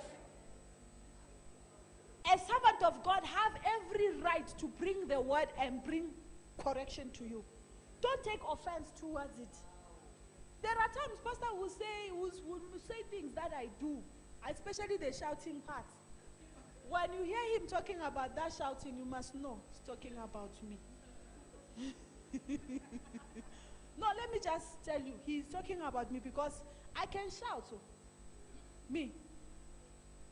I can shout. I can react. And you don't want me when I do that. You hate me. You will run away from me. So do everything possible not to do that act around me. Because you already know that I will shout. Then why do you provoke it? Yes. Yes. My kids, when they have misbehaved, they are greeting, Mommy, please don't shout. Okay? Just calm down. Are you down now? That is Ebuka. Are you sure? You won't overreact me? Because I don't want you to be upset. I say, no, I won't shout. Then he will tell me, because he knows what he did is wrong, and I don't like it. Then there are so many of us who do things wrong and who still be like, let me see what you do. Let me just, are you a demon? Yeah. That's a demon. That is the work of a demon. Because a demon will hit your head and come out and leave the two of you to fight. It's only a demon that manifests that. Because if you know that you are doing something, I can't do what I know you won't like. It's hardly I will do that to you. It's hardly. If you see me shouting, check yourself, what did you do? What did you do? Because you know me by now. This is 13 years. 14 even. 14, yeah. So you will know which one you did that I don't like. That is why there was a shout. That should not make you to say, hey, now I can't go to Mama's office again. Hey. So, never allow anything to put out the fire in you. What did I say? Tell you now. Find things that you love. Don't overspend your money in it because maybe you love shopping. No. Not that kind of finding things that you like. You can gather with your friends. I said something here. I said, me, next.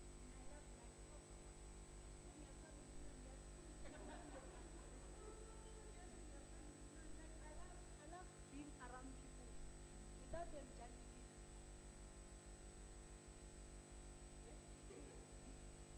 I love you. Like, when you are there, be free. And I'm not there to take notes. Yeah? Do you remember how we, you know, you should have, you would have been in Jesus if God had brought the right people then. Because we would dance, I will even do tipa tipa, they will go and gossip me. You don't understand. She's here. She's here. I even forgot. You are doing tipa tipa. You remember the dance? I used to do that dance. I thought that I'm with my daughter. You know, when a mother is with her children, she must be free. Not when a mother is with her children, she must be checking her back. Who is with a knife to stab her? Yo, I will be the one to even push for the organization of the thing. Those days. I didn't know. Uganda was organizing. They will gossip me ever. They say, that one, call that one the man of God. But they are the one I see them in youth cafe drinking to stupa. Doing happily bubbly. I would say, but you people were condemning me for only tipa tipa. I was not even drinking alcohol. What is wrong with you? No, what is wrong with this generation? When I look at American preachers, like I want to relocate. Seriously. Because their children, their sons and daughters can invite them to their gigs and they will sit with them and even pour them a champagne. They will drink it, they will not gossip them because they know they are human beings like them. People need to know to differentiate things. When we are in church, when I stand there, there are boundaries. But there are people who don't know the boundaries. I can't, if I'm drinking, I can't drink it. I can't. But that pastor, when I called him, he said, look, the enemy slaughtered my neck. At that time, pastor had traveled to me. That's why he said travel. Those who were here, they know. He told me I should get up his face. I'm telling you, who am I to tell you whether it's a friend or not? I said, no, pastor, there is a way to do it. You can't do it. You can join with them, play with them, marry with them, but taking alcohol with them, how will they respect you? And that respect was when I did. I didn't know that. And the respect was gone. And the way they were acting.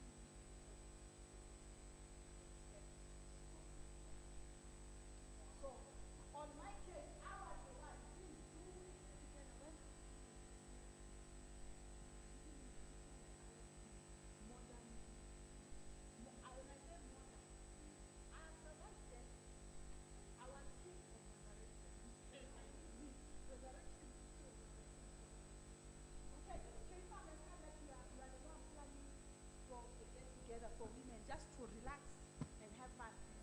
And you are free. You are you, Ben. You are a human being. How would that go?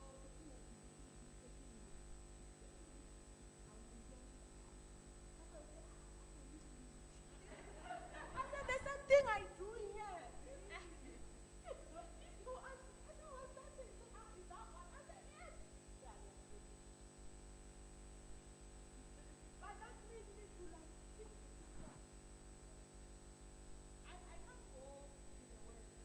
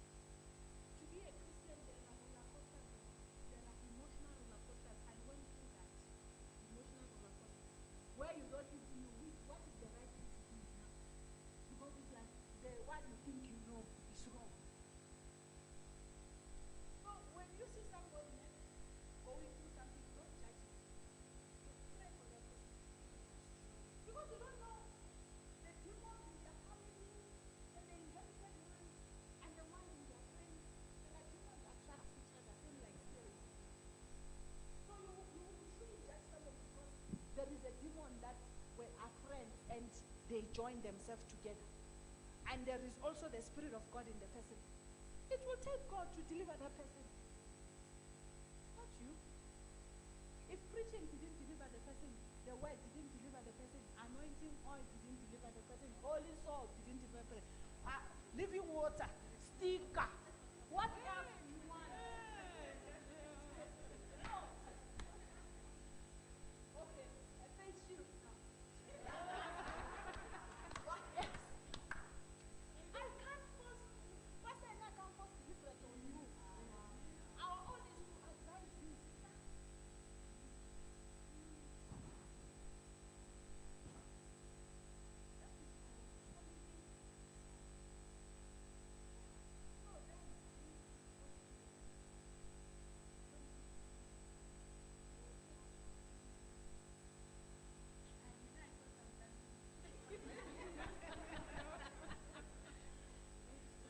Because when I behave with my you think something is wrong, and that even made me to reduce how I play with my kids. That is why I'm telling you now that find something that you like. Forget about it. Some people will put your life at the end of the day, they want to they just want to, and when now you're missing out on being heard because we are afraid of what they will say. Yet they are taking note on you, on how to be you. So we are closing here. I think I've said a lot today, but I can see the ice is melted, has melted. So please enjoy your life. Enjoy your life as a child of God. If you are making your parties, ne? Yeah. Yes. I'm not there to take, because I was once there. I know how it feels like. No. That is why God gave me the gift of loving kindness. So that I will know. That is what I do. And that is very uncomfortable to be on guard all the time. Like when we are a prisoner of the war. You see, COVID here, if you haven't learned anything about COVID, you will never know. Appreciate every second, minute, hour that you have. Don't dwell on things that you know. Listen to God.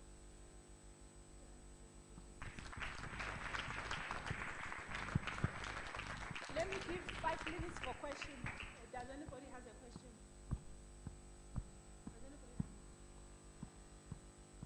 I see a lot of people who are still bitter in their relationships, especially marriage. Drop it here today.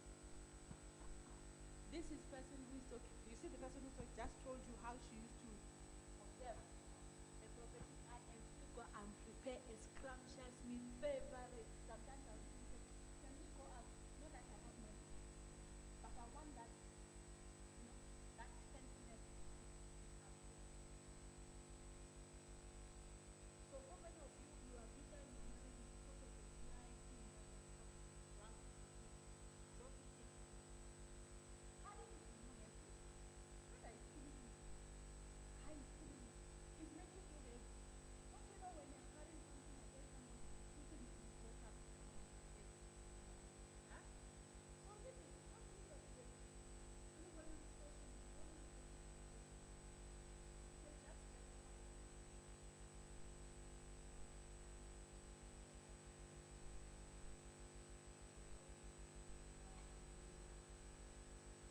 How can I say it? Okay, my own is a family. And my father passed away, né? So when he passed away,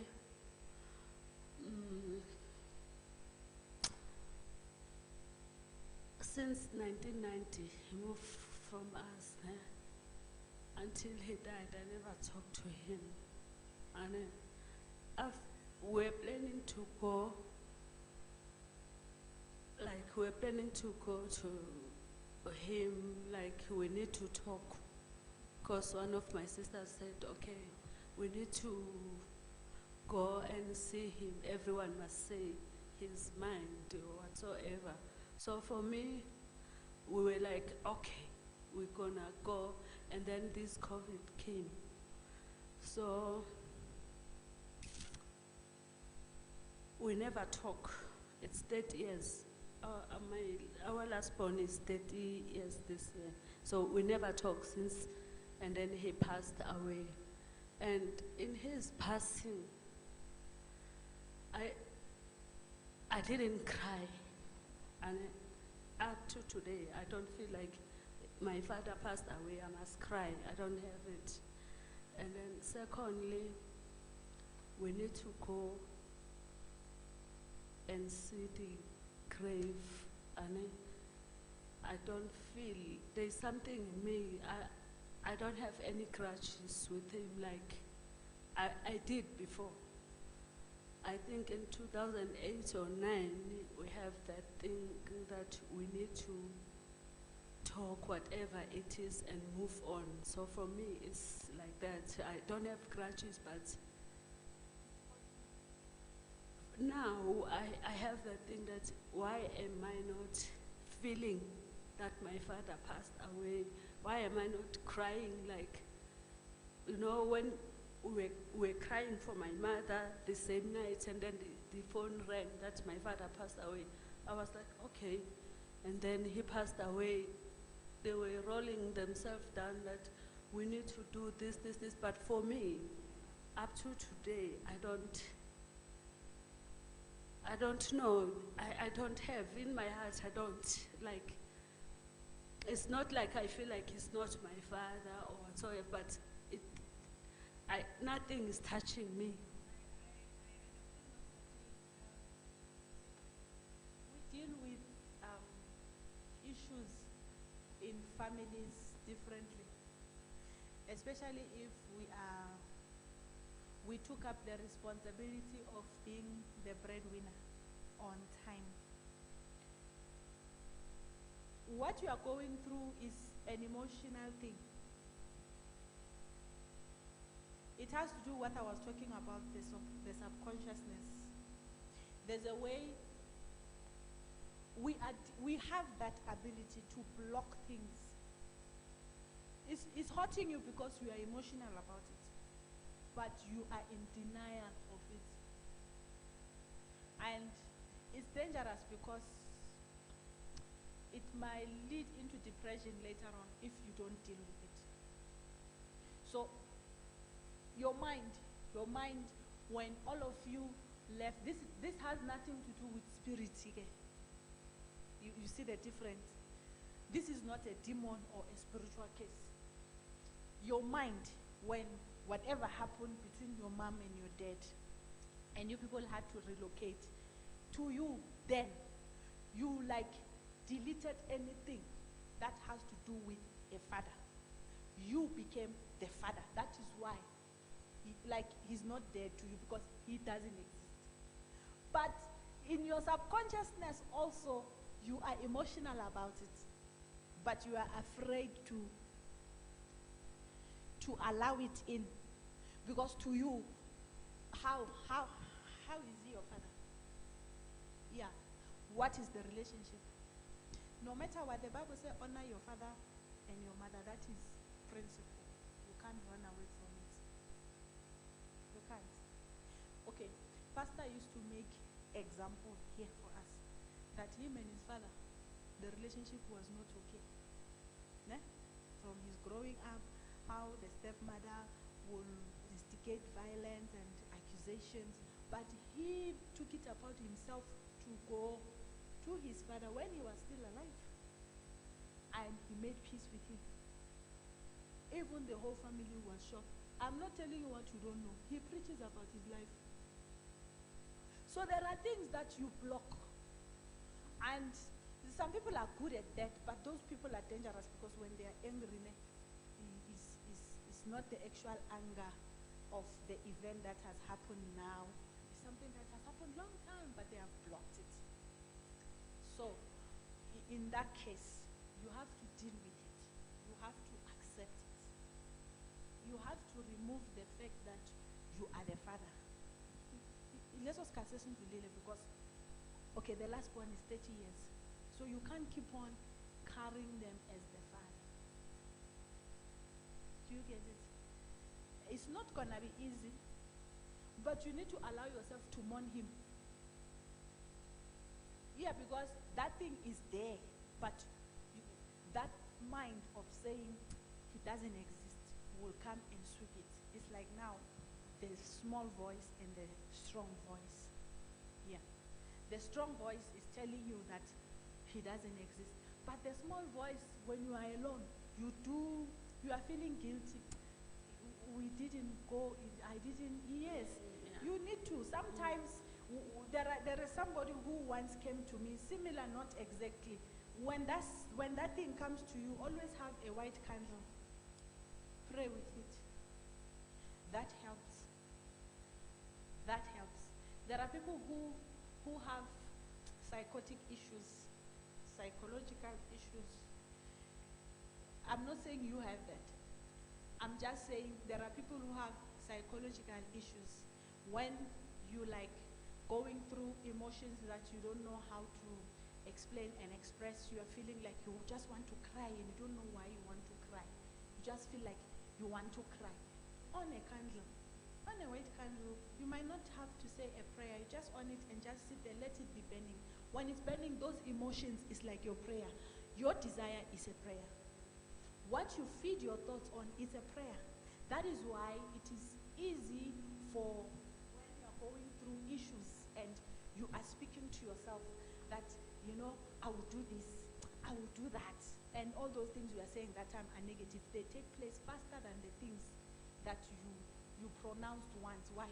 Those things that are good, you pronounce once. You only maybe voice them once. But the negative things are the things that you always feed your mind on.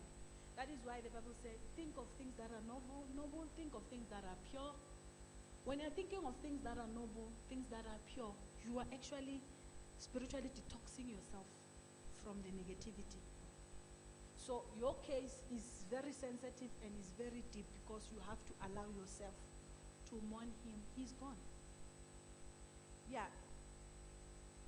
It happens that most of the time, breadwinners, they are the ones who carry everybody's issue and be strong. It's what I was talking about here. Being brave for others, yet you are breaking. And you can't show it that you are breaking because there is nobody to console you. But God is there. And in this matter, don't expect them to even understand. You can't even explain it to them how you are feeling. They might even judge you. Why when I'm not feeling why you didn't mourn, why or you still don't want to go and in Christianity we don't do that. You can go and see where your father was buried, but you don't participate in the rituals because you are not part of the rituals. Do you get it? So you shouldn't deny yourself that opportunity to mourn him. It's there because when you're talking about it, you are emotional. So that is why I say that in your subconsciousness, it's registered that it's not there, but it's there because your emotions are saying more than what your words are saying. So it's like when a woman is pregnant and maybe she gives birth through cesarean. Most of the time they become depressed for like 8 months. It depends on the support that they get. Most of them, they become so emotional that they detach themselves from the kids. You get it? They will not want to touch the kids. They will be so hostile to the kids. They will be abusive to the kids.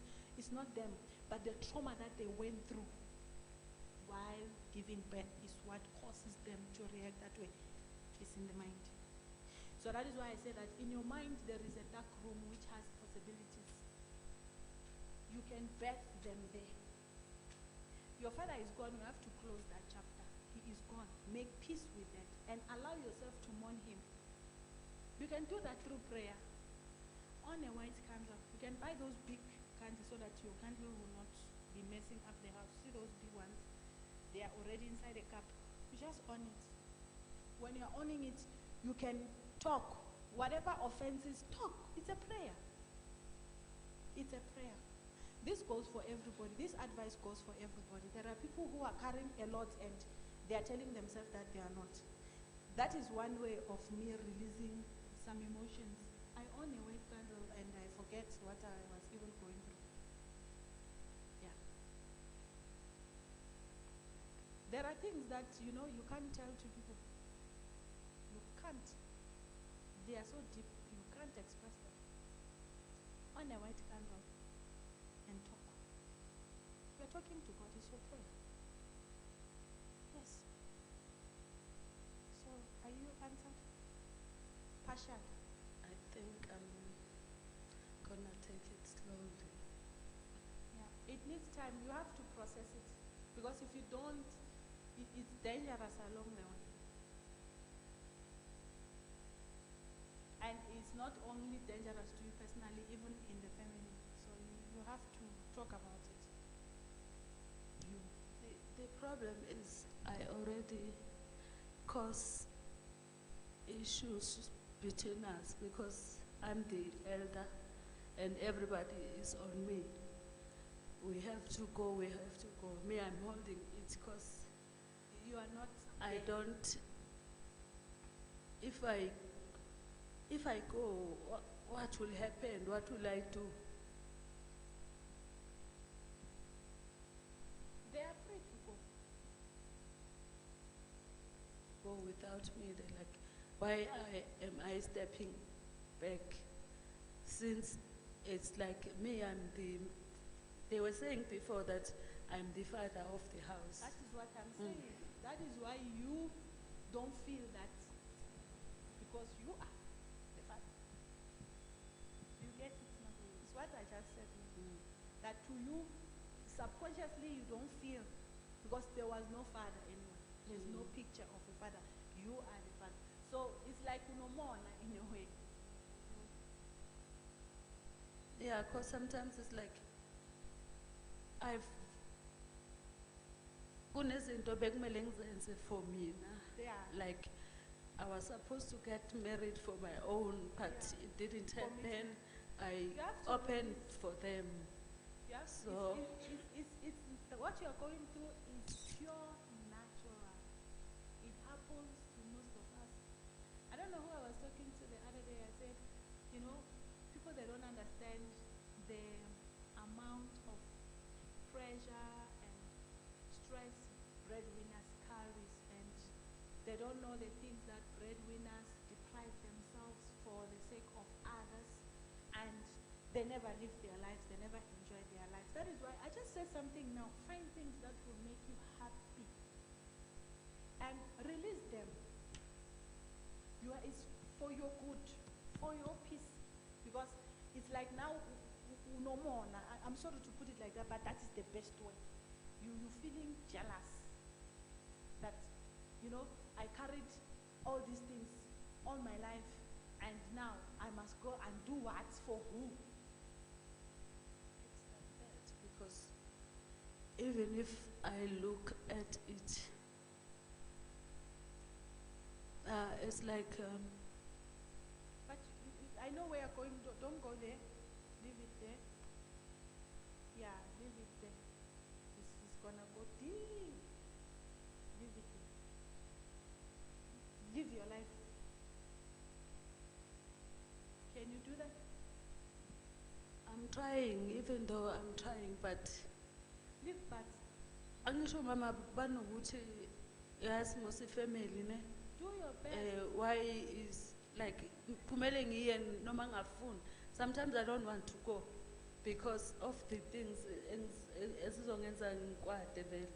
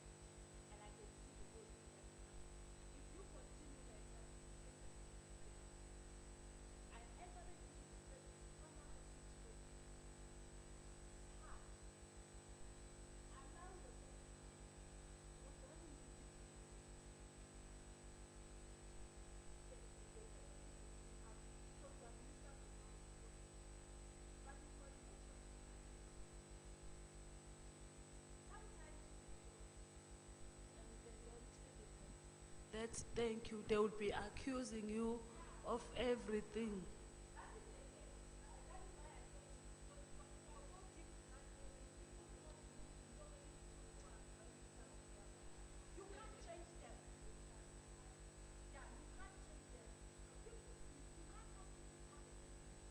It's not like I want them to say thank you. Mhm.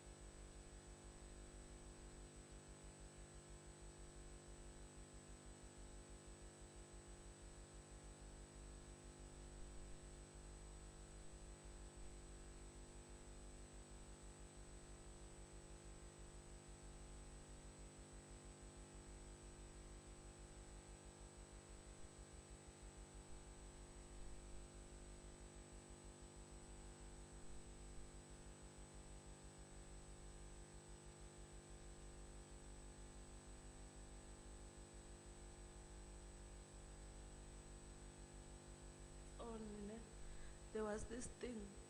I don't know, we are ladies at home, only 8, we are 7 girls. So it's like we have one sister who is like, is manipulating them. And then when she's manipulating them, they can't. They will be like, every blame is on me. Why are you not doing this? Usisi ute, usisi ute.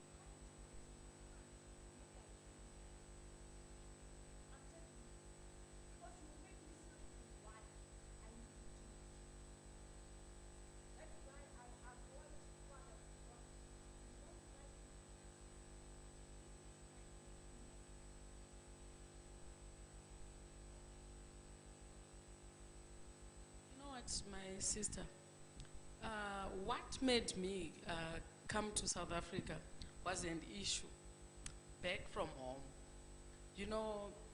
I had some properties here.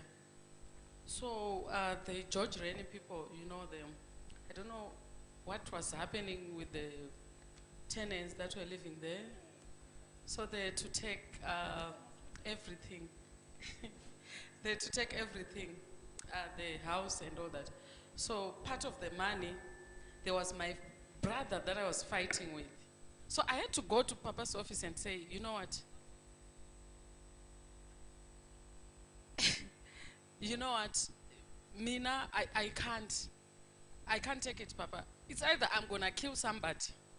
Because for my father to say, if you steal my daughter, give your brother all the shares of that house.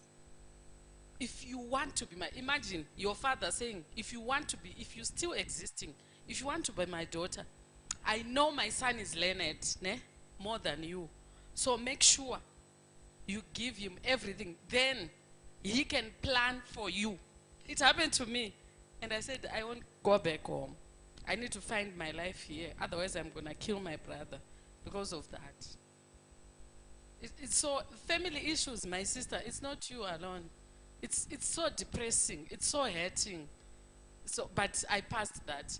Now my father will say, are you okay there? Could he say, South, you are not talking. Are you okay? Now we are in good books now. We were in good books. I even dodged to post him on social media. I mean, profile picture, what. Now I'm saying, hey, I love my father and all that, but I passed that. So it's, life is a journey, true.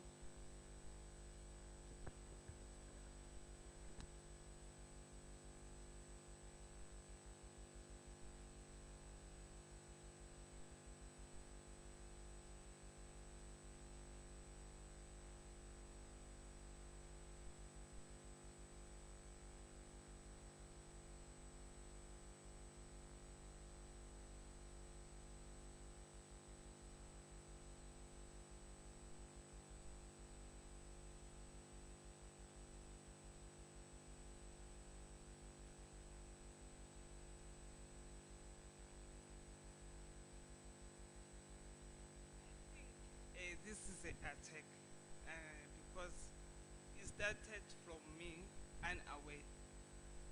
Family, it's like Mina. I learn a lot, and I always say I'm a strong person. Sometimes when I yes.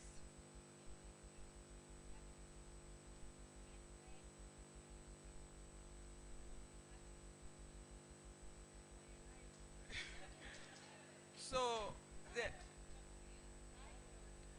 so what's happened to my family?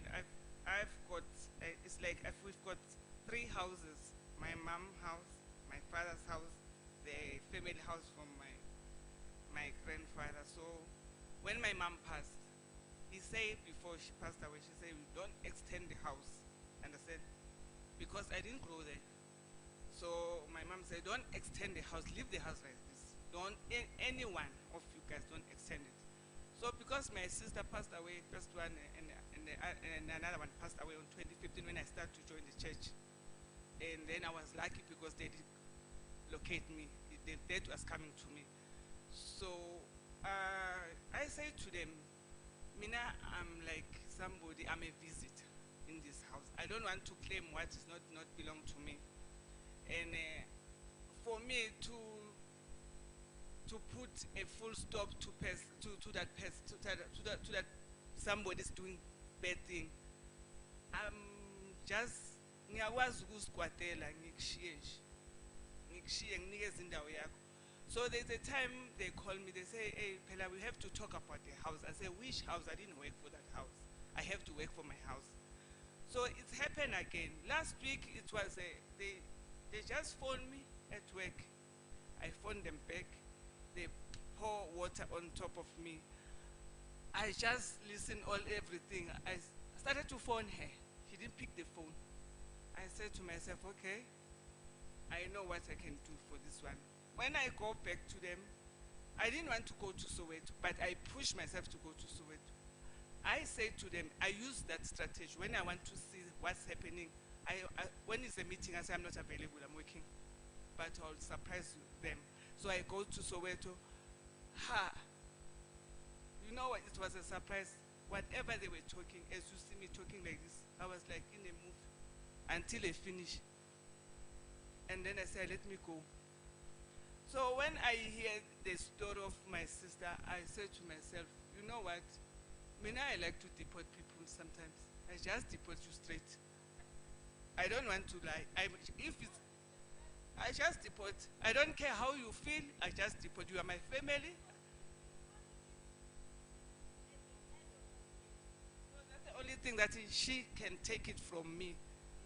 I can be like this, see my body, but sometimes just deport.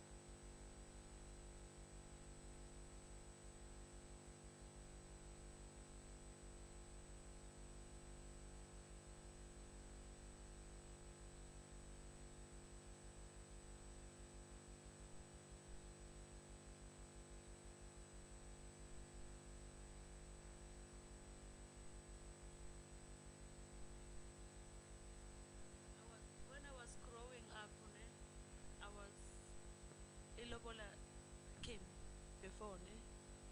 And then, but when I look at my mother's relationship, yo,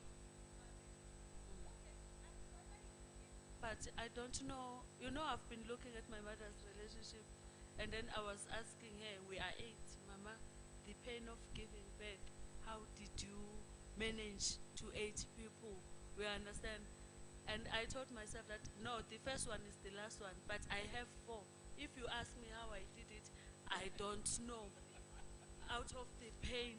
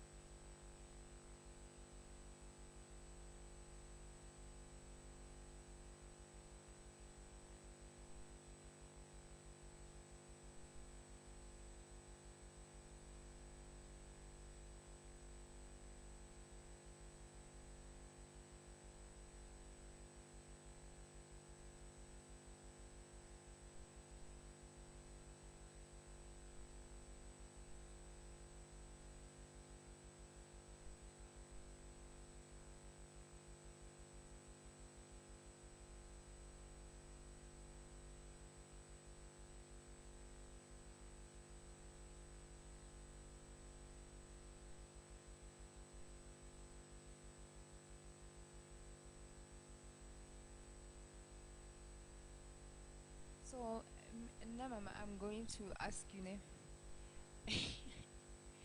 I'm a child of a breadwinner. My mother is, your situation's exactly as it is.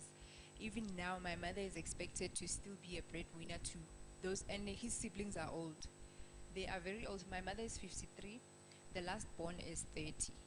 So, and each one of them is like 1 year in between. They are 1 year apart or 2 years. So now, when I was born, she was the breadwinner, but she had me 2 years after she had started working, right? And then when I came into the picture, obviously she could no longer really cater for them that much. And some of them had children almost at the same time with her. So now, I'm a problem in that family. Yes, that is so true. Because what you said is what I would also see in my dreams. Actually, now even I in my dreams, what you say, I see it in my dream. I know what my aunts say about me. I know what my grandmother says about me. Yes.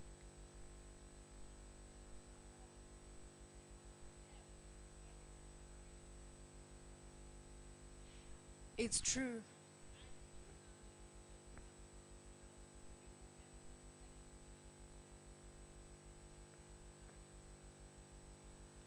Yes, it's true because remember I was that child, and even we were supposed to go to private schools and all that, but we couldn't go because my mother had to cater for everyone and their children.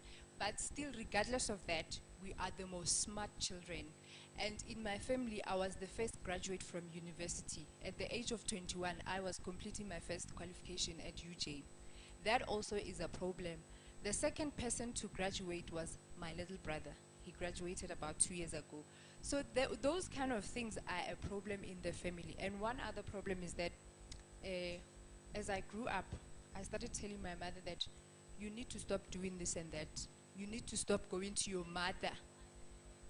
Yes, and I'm happy to be a problem. It's true, ma'am. I have never. So,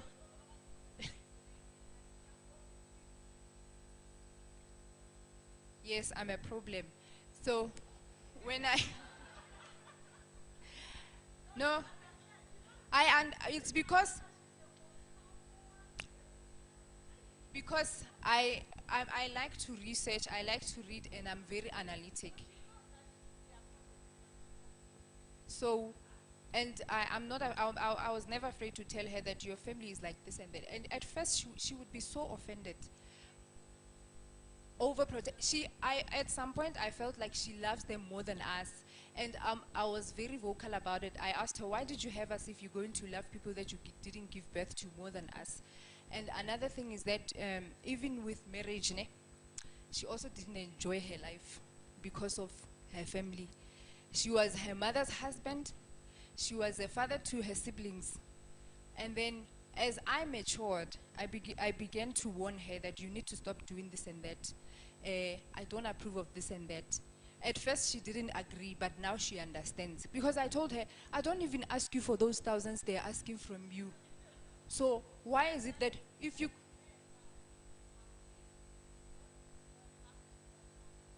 have enjoyed? And one other thing is that they didn't. They want her, but they don't want good things for her because Tina, we don't know how to apply for a bursary. My mother made sure to pay for us. We went to school, and also that is a problem. Okay, my late aunt, who is the mother to my little sister, she passed on, and then we took her child, right? Even the way I love that child is a problem. When they want to terrorize her, I'm always the one. At first, my mother didn't understand. I've always been the one that says, this and that will not happen to her. You can't do this and that to her. And when she says, because now I can't even remember the last time she went to the village to visit. And when she says, I don't want to go there, now I'll be like, you don't want to go, none. It's fine, don't go. But the whole family will be like, yeah, she's the reason why she's there. But I can't force a child to go where she doesn't feel loved. because I don't want that for myself.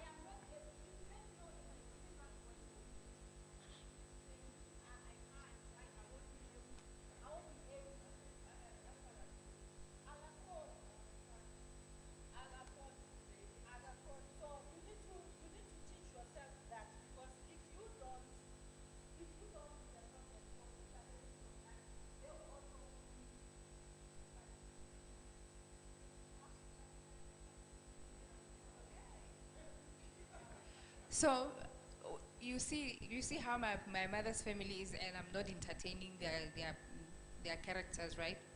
So I've resorted to distancing myself from. Is that wrong? Firstly, it's not wrong. To me, it didn't feel wrong, but I thought because I'm a Christian. So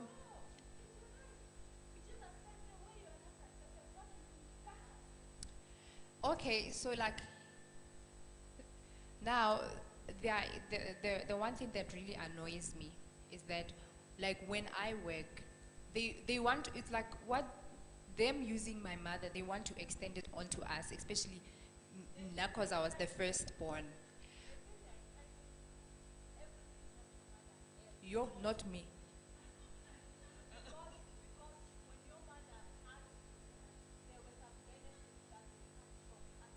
A lot of them.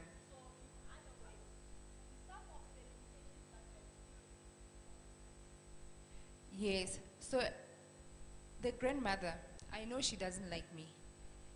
I know my aunt does. At some point, I'm surprised that you confirmed what I've been seeing in my dreams, because I even saw one of my aunts praying against me.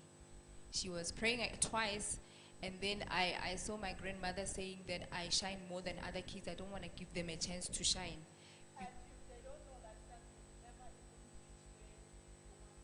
Yes, they don't know. Uh, so now I'm asking myself, would it be wrong if I don't, is it wrong that, because I've already taken that conscious decision that I don't really want them in my life because I've seen how they are. Is it wrong that I don't want them in my life? No, I don't hate them. I just don't have their time.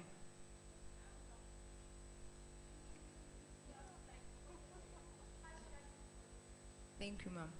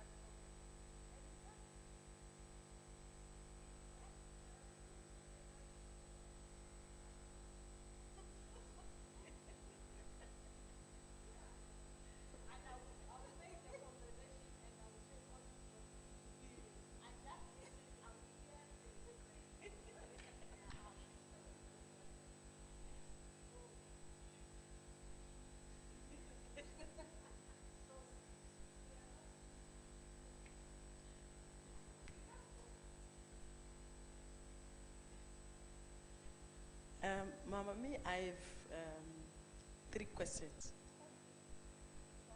The wait now. Yes.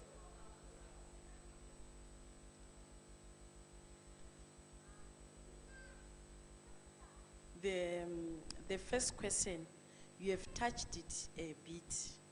It's about my son.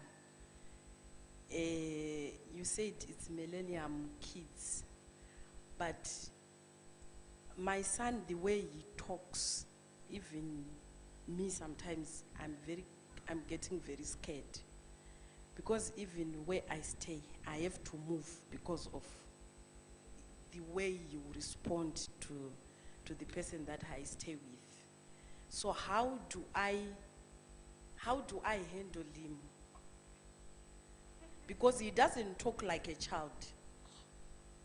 He talks like, yes, yes, yes, yes.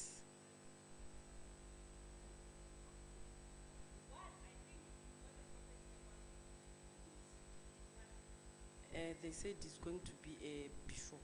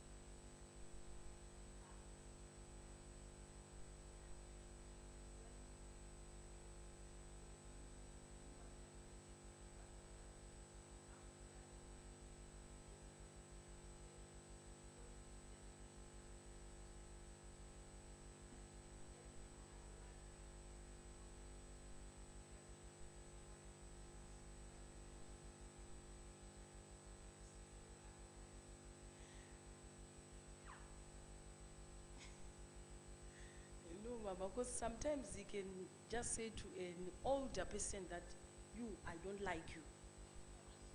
Just like that.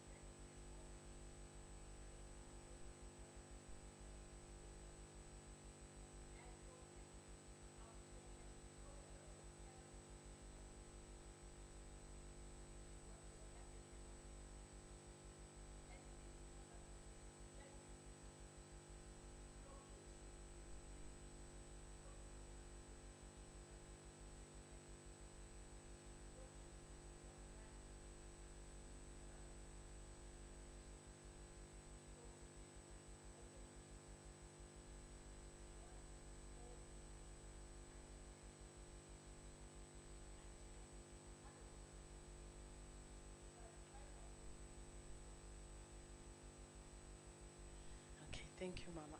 My second question, is it wrong if, like me, I stay me and my husband and my child,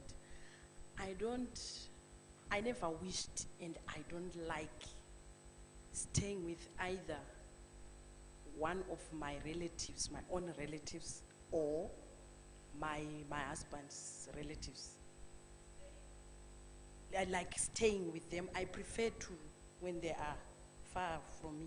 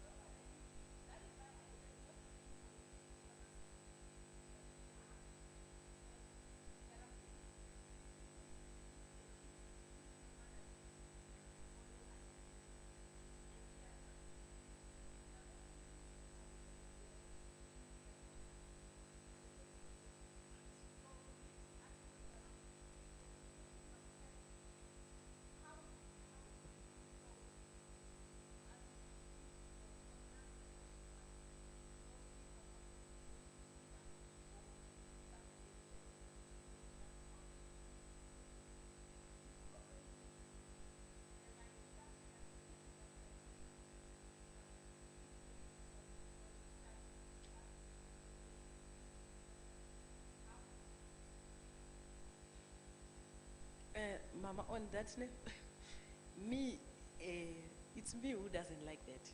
But actually my husband, he even forces, because he want my sisters, especially to my side, he want all of them yes.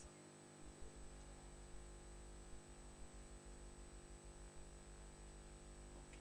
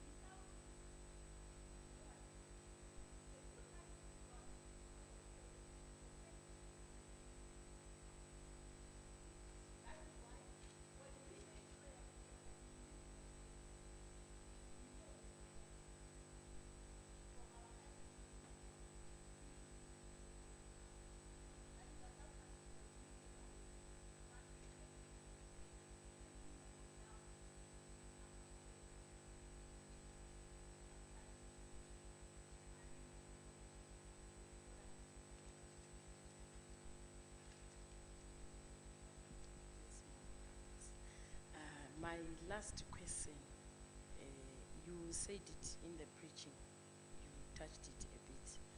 You said the anointing, the grace that we are under, it makes us to shine, that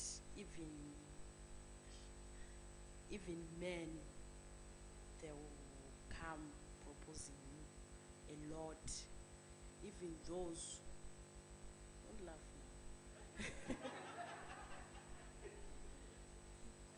Even those that knows that you are married, how do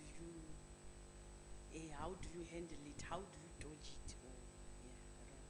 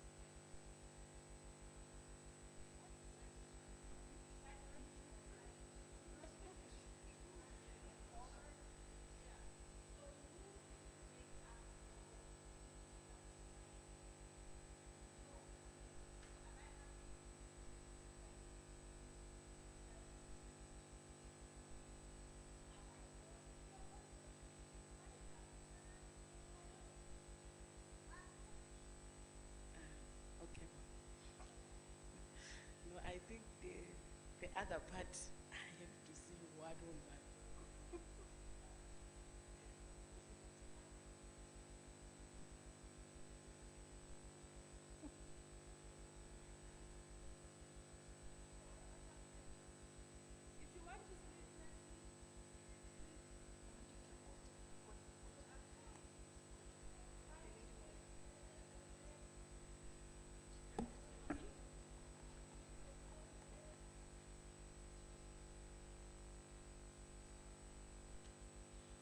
Okay, my question is about relationships.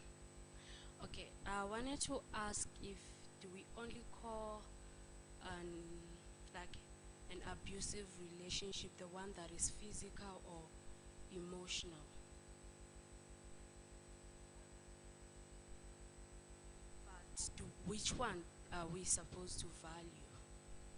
Because like it tends like when I look around me, people are blaming me for leaving a person who was emotionally attacking me.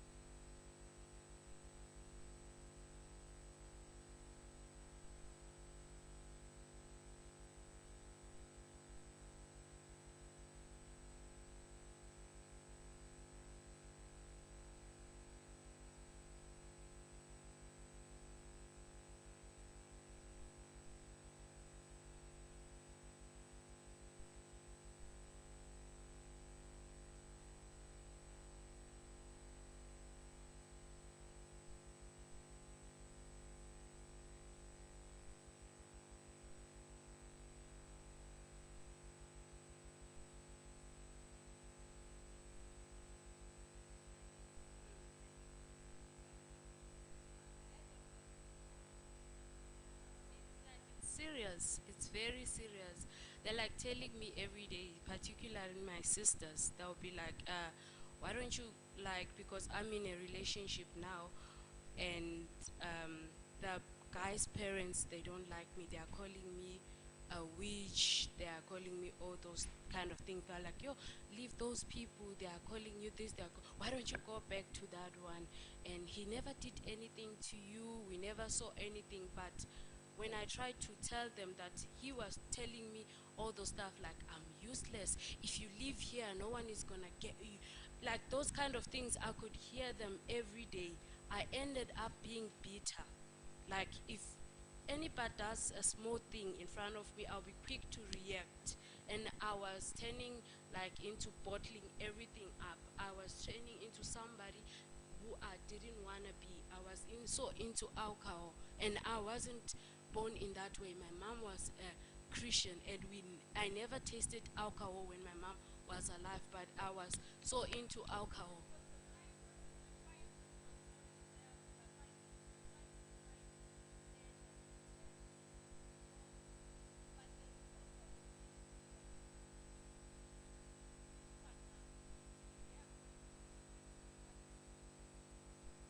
He tries to defend me, but the family is so into ritualists. So they do all those things, going to the water, pouring rice and stuff. So when when like I didn't meet them at first. So when they met me, the first day they saw me, that's when I heard the voice tones. No, you can't be with this person. What I did, I don't know. So it's like we don't meet.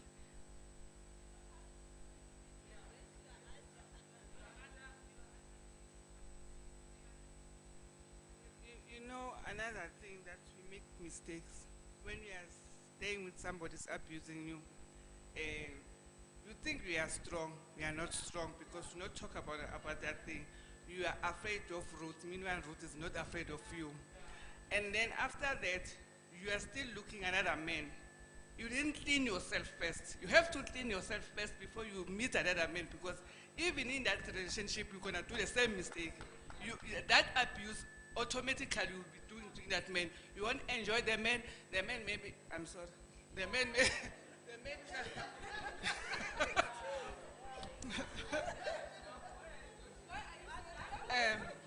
The men sometimes. Some men is the men sometimes kunakufika lesi sikhathi sokuthi manje you have to enjoy. Maybe sometimes men is sleeping with you, forcing you to sleeping with you, you know most. And then you come to that one, an innocent man. You don't have feeling. No matter it's brush, you are a man himself.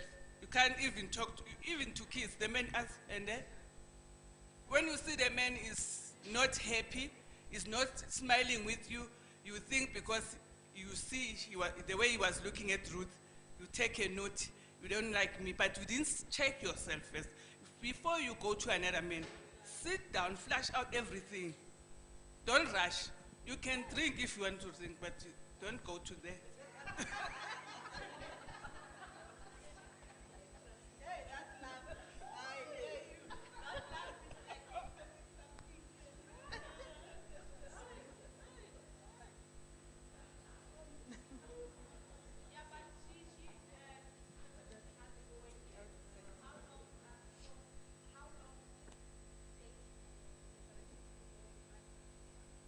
A man.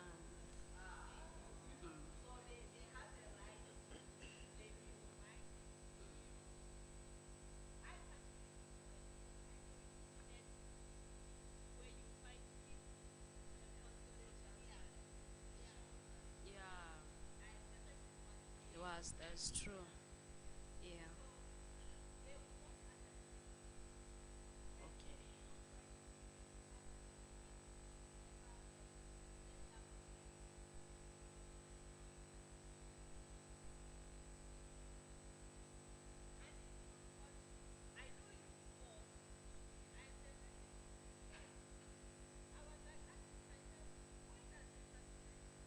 Okay.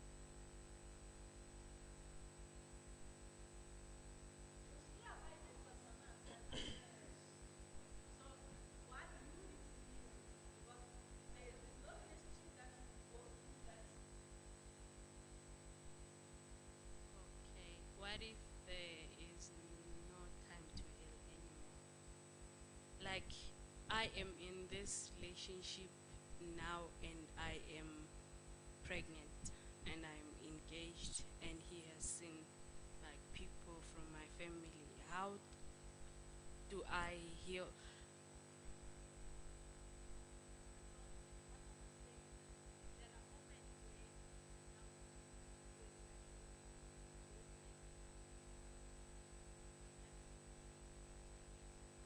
Yeah, yeah,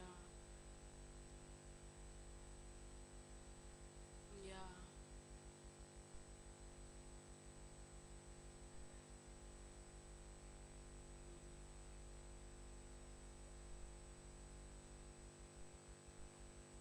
yeah.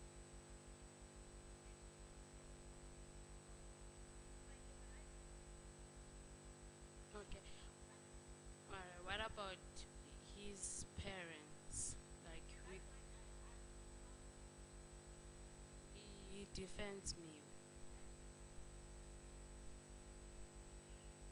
Okay.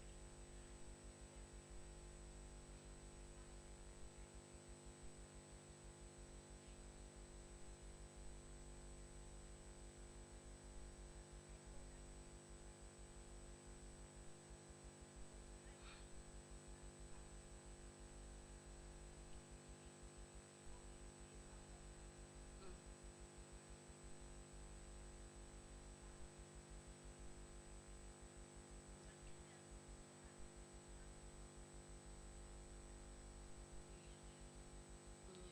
Because like I always see things like I always dream about a lot of stuff about them. Then that's when the pressure gets too high on them.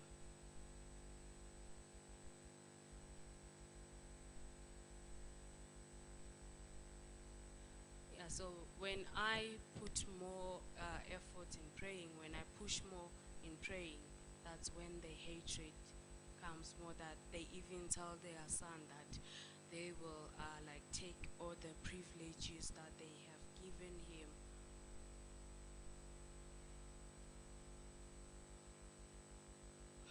Yeah.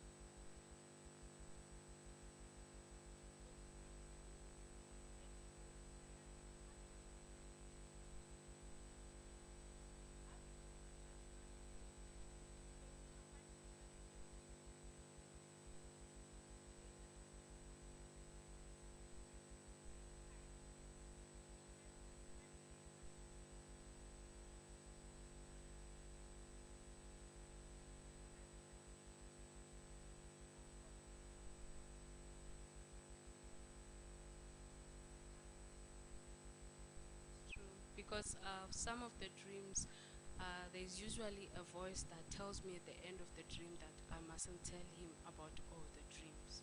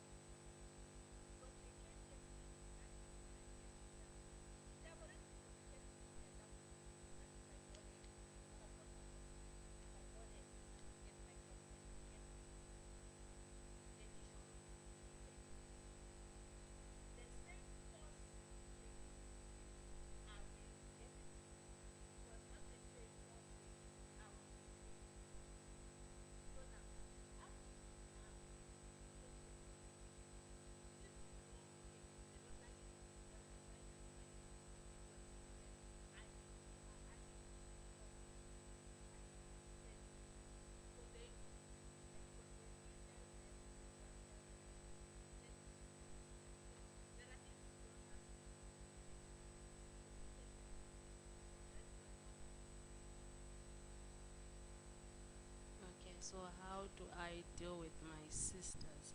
Because also they are getting pressure on that, because pastor has prophesied to me that I have 37 stars, and they'll be telling me each and every day, they'll collect your stars.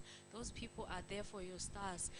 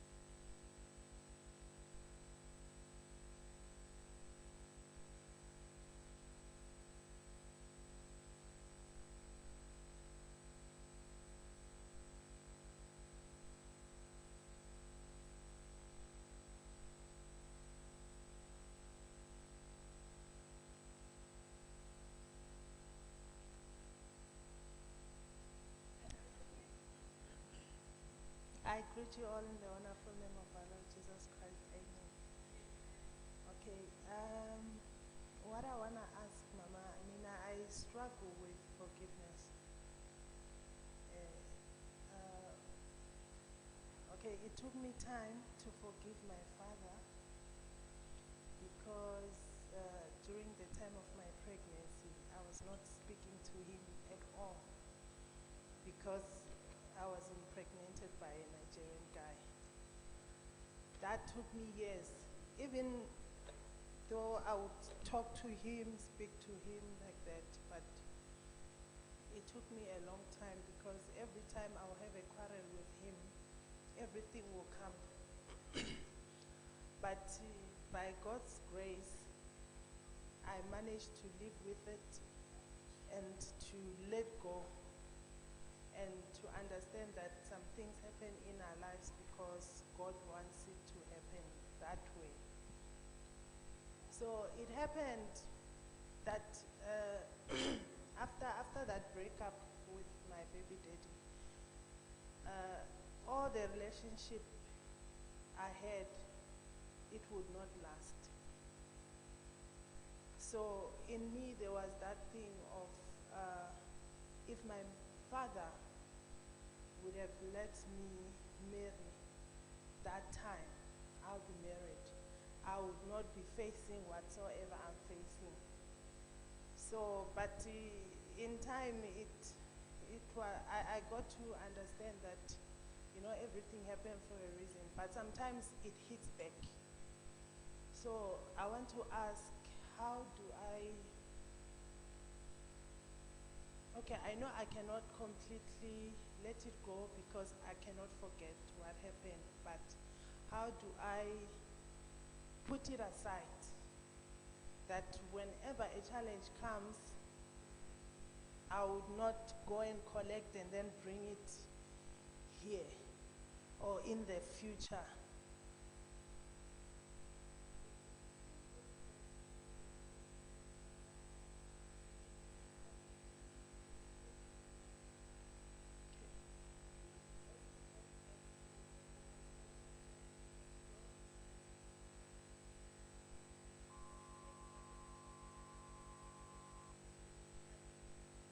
Lose it.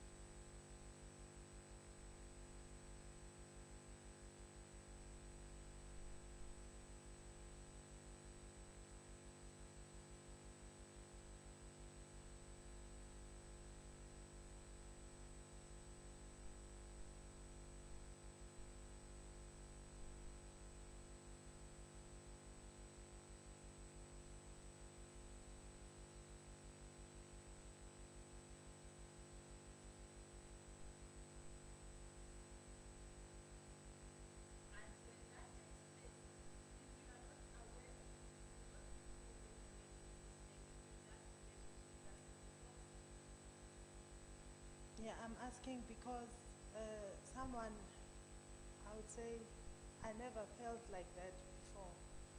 Even like the father of my baby, there was a point where I felt like he failed me. He didn't fight enough. Yeah, because I asked him, I said, give my father a chance. Because Mina at home, I'm the church rat.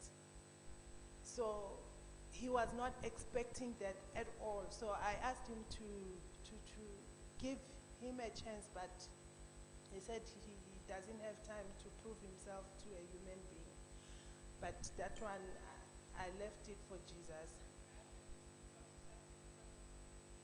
So what happened is, someone along the line I was seeing hurt me so bad.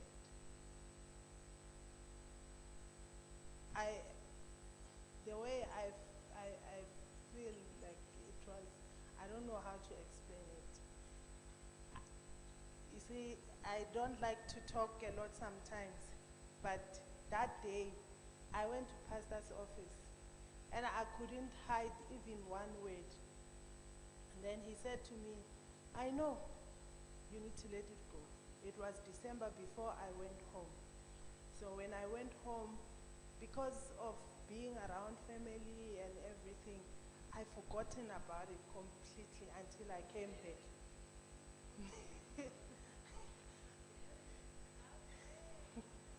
So when I came back, I made a decision one day. I don't know, I was very excited about the word, or the word hit me. I don't know. I don't know what happened that day. But I was so excited to a point of saying, I'm letting it go. And I went and spoke to the person, because that person he was completely scared of me because of the way I reacted. Because I said, don't come close to me because I'll kill you. The way things were, it was affecting me in so many ways. But, you know, it went down small, but I still feel like I'm still holding that back, because every time I see a smile on that person, everything comes back. And I even said, I have forgiven you. It is fine. But I still,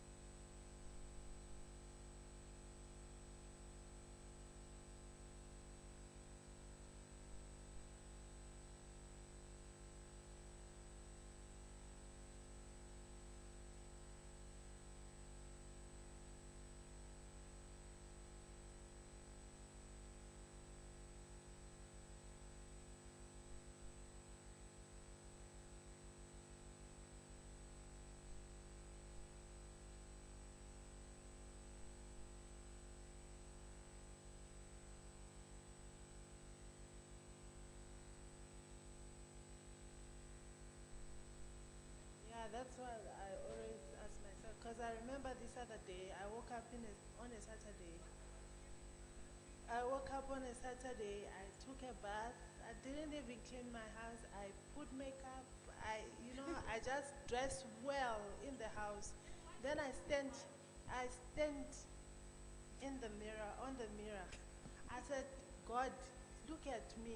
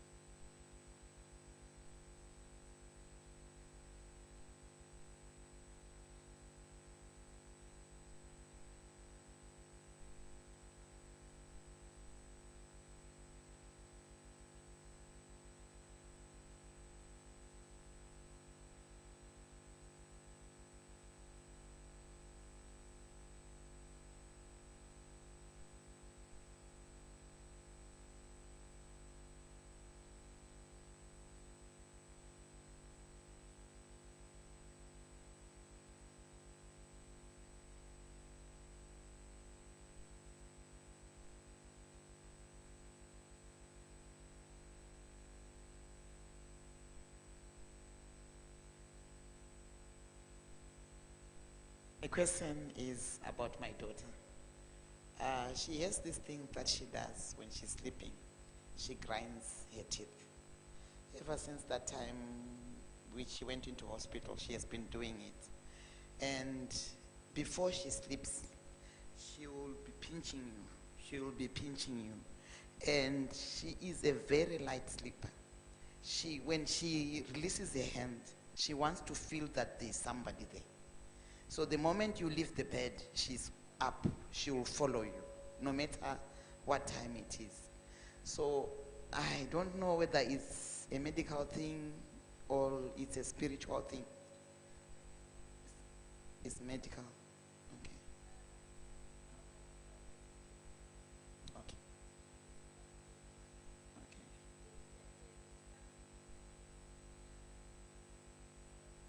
Okay. Okay, ma'am. Okay.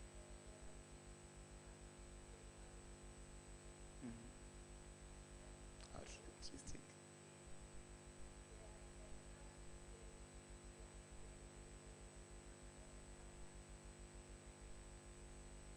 Okay.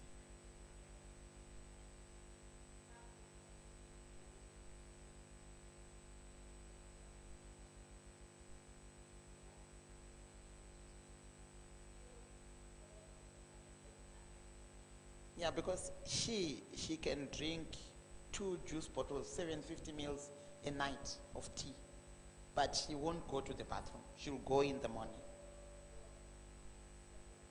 Okay, ma'am. Thank you, ma'am. Thank you, ma'am. Thank you.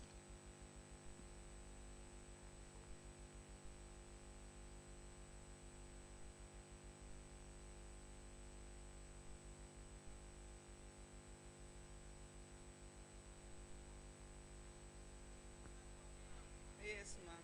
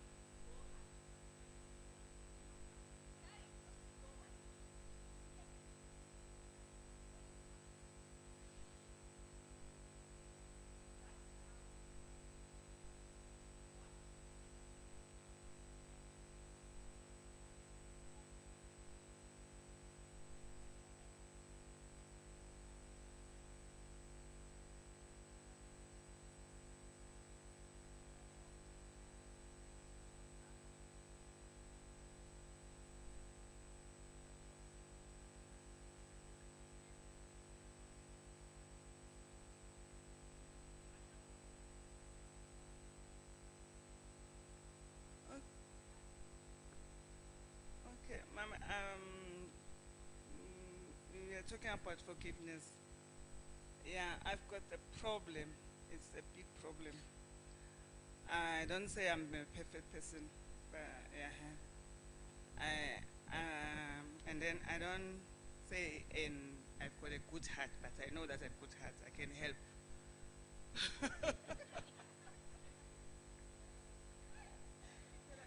I can't praise myself, ne? But sometimes I praise myself. Mm.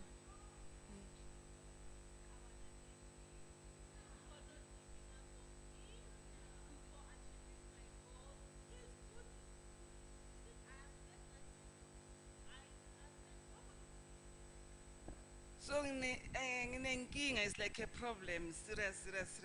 It's been a years. I'm trying. Sometimes I laugh. Sometimes I make jokes, but there's things that doesn't go. There's especially I like to help those little ones, and because I know where I come from. Yeah. So I don't want, even not you are not my family. You are like, when I look at you, I can say, don't, yeah. So there's a girl, when I start where I'm working, the lady is staying at Soweto, and I know I'm working at Boxburg, and as I'm working at Boxburg, the difference for her, the transport, and the man that she's earning is not. So I take that girl as my daughter, as my sister. Whatever I carry, I give it to her. But there's a mistake I notice now. As soon as I give her something like it's a clothes or food, we fight. And a serious fight. Maybe I'll give this week, next week you'll be shouting at me, telling me how stupid I am, all those things. So Mina, I've got that thing short temper. I use my hand. So Shem, I'm talking the truth. God will forgive me. Look at me to beat somebody at age of. Sometimes my hands will be like, I want to. God help me. So it happened 2016. She came back because she know where she's eating nicely. She says, she cries, say, I must forgive her. I forgive him. Her, ne? 2017, she started again. I give a bag of clothes, I just give it to her. Sometimes I give money when she doesn't have money. Sometimes she will WhatsApp me. Sister, when you're cooking a lunch, you must bring it for me. I'll do it.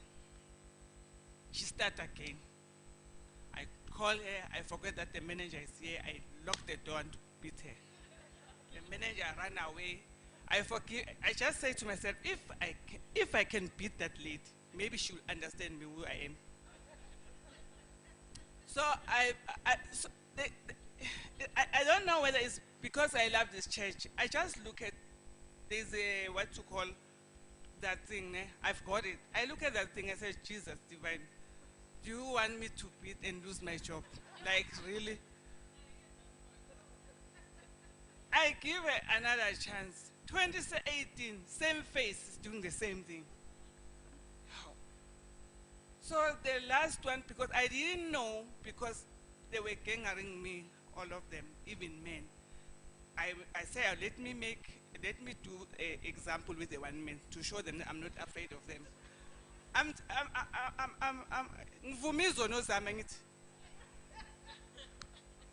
So you know what's happened? The men starting to attack me, and I just act like I don't hear anything. You know when you want to, you know the dog, when you want to bite you, you will be just sleeping, and you know that you want to bite you. So I called them and I said, come here. I want to beat you because of what you are doing. But it didn't happen because the manager asked me to forgive the men. Okay. There's a time I just WhatsApp you. I say, Mama, I'm not okay. You say you're going to be okay, my daughter. But I see that Mama, she's taking far. I mean, I'm here. Mama, she doesn't understand. So I spoke. So I talked to my husband early in the morning. I'm prepared. You know, the men, they don't like those things to report each and everything. So me now, I'm using my face that when you ask me, are you okay? Yes, I'm okay. But early in the morning when she's about to drop me, I starting to report the case. I say, Ish, you know, don't be surprised when they call you. They say, come and fetch me because that thing I'm going to do today is not good. He just say, what you going to do? I say, I'll phone you, leave me, let me enter. I enter, I keep quiet. So the worst party happened now. Now I'm on 4 months now. I'm not talking with the girl. She starts, you know, she insults me in front of everybody. She talk all this nonsense. I didn't talk anything because I think it's a mistake of I'm giving her things, food, I'm giving everything like what I have. So he just shouted at me. I was talking with my colleague. So it was not me I was talking, it's my colleague. She came. I think she was smoking, I don't know. She came and said to me, you want to beat me? I said, okay, I won't beat you. Let me beat that person that you say I was gossiping about you. I closed the door, she ran away. Okay. So like that thing, it makes like we are crazy sometimes. When you see, they say to me, we are a woman of God, why we are doing like this? Okay. So we sit down with the manager, we talk about it. Manager asked me what you have to do. I said to the manager, I want to take this thing further because it's like we are protecting this girl. So last I was talking to Benita because my heart was bleeding. I see that she doesn't see what I want to do. I put the police first, but Benita, she come with the thing. But now I was trying to tell her I want to beat the late. I was ready for Monday to beat the late. So the conversation that I was sharing with Benita is, I know she's a social worker. She guided me, don't do this and what. So when I come to my Monday, my mind was telling me no. So we go back to the meeting. They call her. So she didn't come back to say sorry. You know why she's fighting now? When I buy other people food, she will pass the remarks. I'm not her mom. I'm not her sister. It's not by force. Because sometimes I'll put coins in there's a thing that I put money. So when she want money, she must go and take the money, no matter I'm not available. She will go and take money, she want to buy something. I stop all those things. Like, usually when you make a target, it's up to you that you want to make them, you want to buy them lunch or not. So yesterday I buy them lunch. I didn't buy her lunch. Yes. I told the manager, I said, let me do this thing, let me deport the girl because now I can't. Then I have to lose the job. I can't. You know the mistake that she did? She just posted me on a Facebook that I'm a woman, I'm a worshiper, but I'm not leading by example. I'm a bad person. Even the regional manager, he saw it and come back and ask because I'm only the one person that's talking about the church. So for forgiveness, Mama, what? Yeah. So when I go to Benita cooled down me, and I was about to.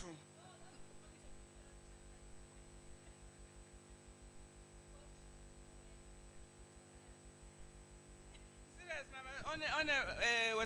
On the anniversary, I was not okay. But because Benita, she just molded me. I was about.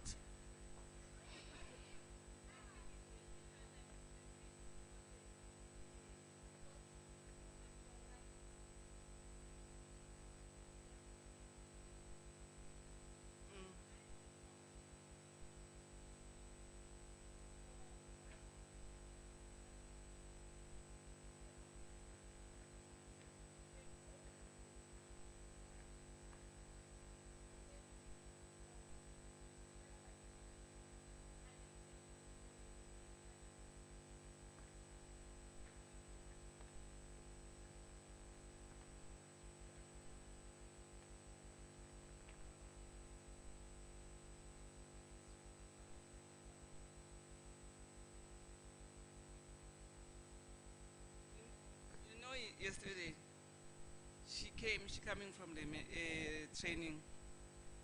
I know she likes food too much. She likes food.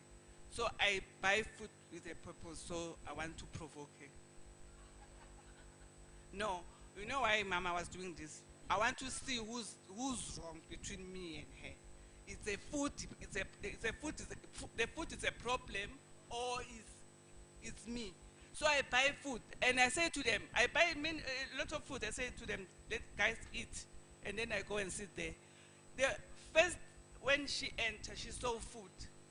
She said, I can't eat your food. I can't eat she asked, who's that? Who buy this food? She know that it's me. They call me Mama Teresa because I buy them food. I don't know why. So they say, it's Togo. I can't eat it. I can't eat it. I just look at her like this. So I said to the guy, just call your friend and collect the friend because I'm going to church today. I don't want to make a mistake.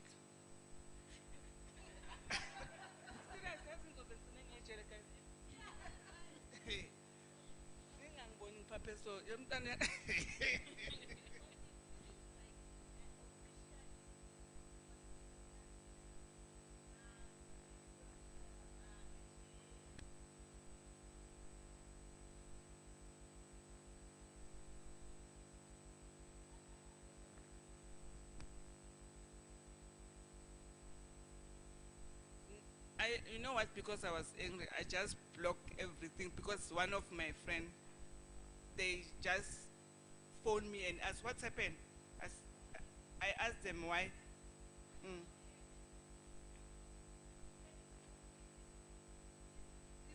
telling Benita. Because she said to me, as the case of Bushir, I mean, I didn't know what's happening about Bushir. She was cleaning. She said, yeah, those people are going to church, Bushir, all those people are worshipping, they are evil, whatever. I was looking at her, I said, oh, I'm not a part of Bushir. So,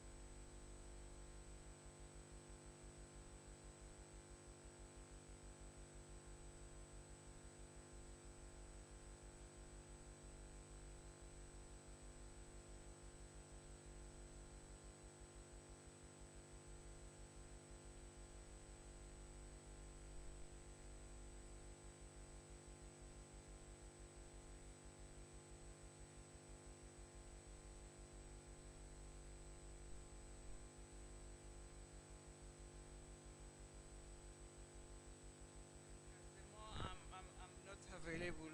I won't make money because I'll be busy with the case. I think that one I will do it, but I'm praying God to just cut my hands.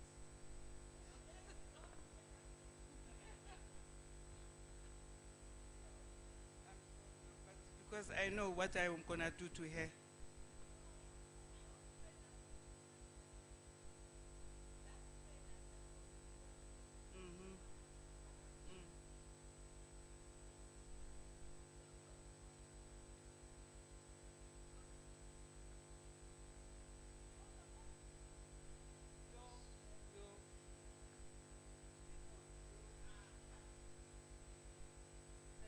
The problem now. It's a must. I must take.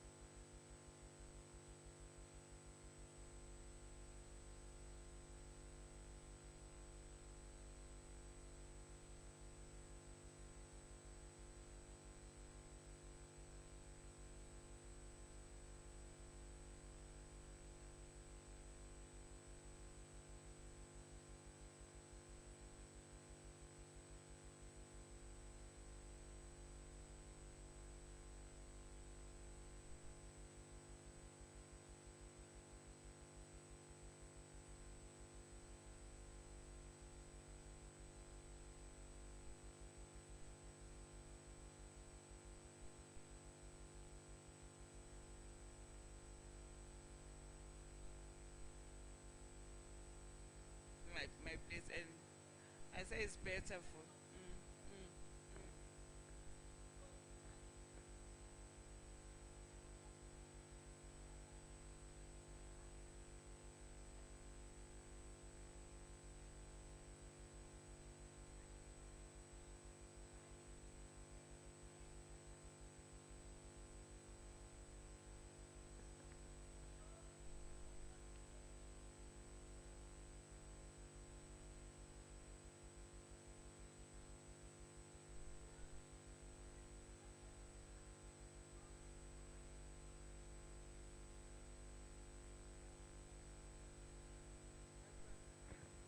she come back. I don't know. Maybe I even say maybe I deposited Zimbabwe. Let me take far because she can use Italy because Zimbabwe can use she can use a pass. Yeah.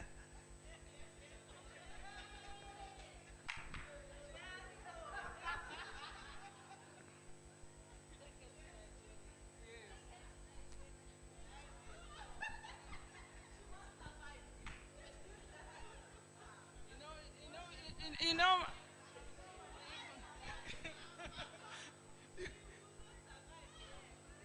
Mama, if you can see me, it's because of the grace. You know, there are people that can make you look like you lose your weight. No matter you look at, just to look at her, you see that. If,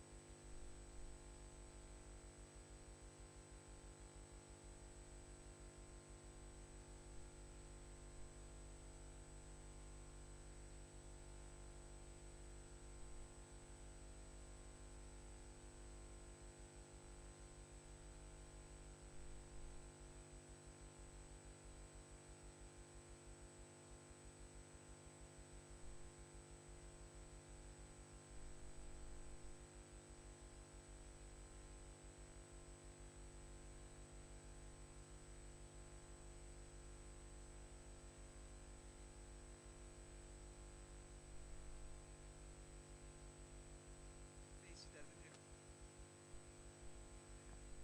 I just go and give. I give her my one dress and the money so that he can go to Eastern Cape. I,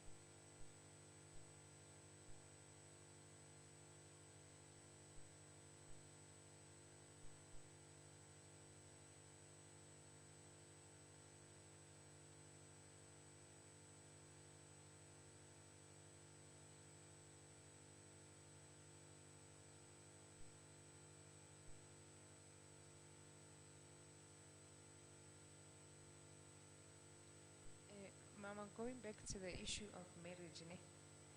Is it wrong, or does it ever get to a place whereby potential husbands get depleted?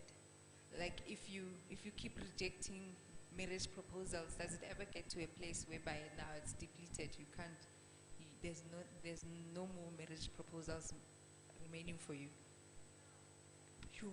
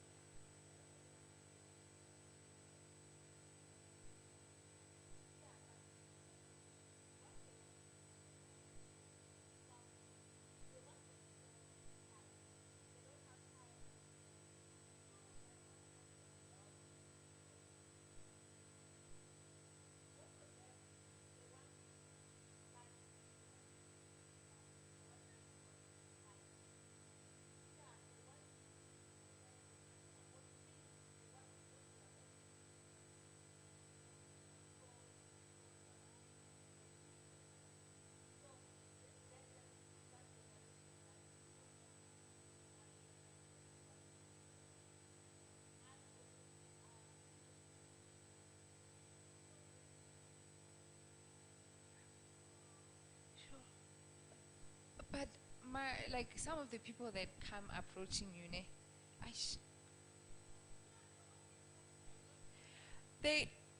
the issue is that even with connection, ne, I just don't have that. I don't feel them, if I may put it that way. Yes, you are a good guy. You are well established. You live in your own house. You've got your assets and all that. But I still don't find you attractive enough to become my husband. Yes.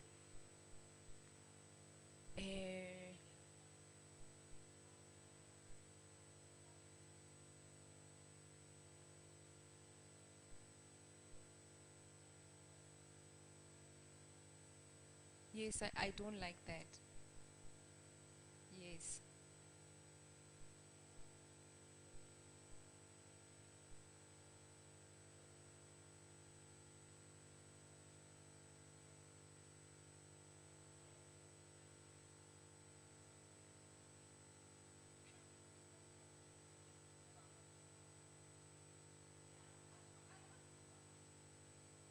But I don't have what they have.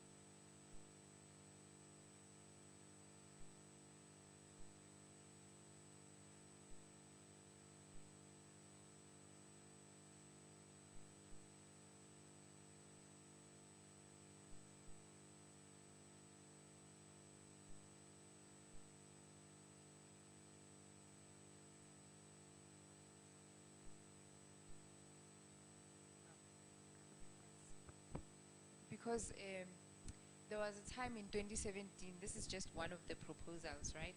Where I ended up wearing the ring and all that. Okay. Yeah. So, that guy, yes. I never. It was just, he wanted, it was, I don't know if I should say this, it was the pastor who tried to connect us, because I wasn't seeing anyone in the church for the longest time. For about 6 years, I didn't see anyone in the church. And guys were there, girls were throwing themselves at them and all that, but I was just always there like, I see blanks here, I don't see anything. So eventually it got to that point, and I was like, okay, let me give it a try and see, because it's a man of God speaking, you know. I got there. That guy, I ended up telling him that, look, it's not going to work. And they tried so hard to have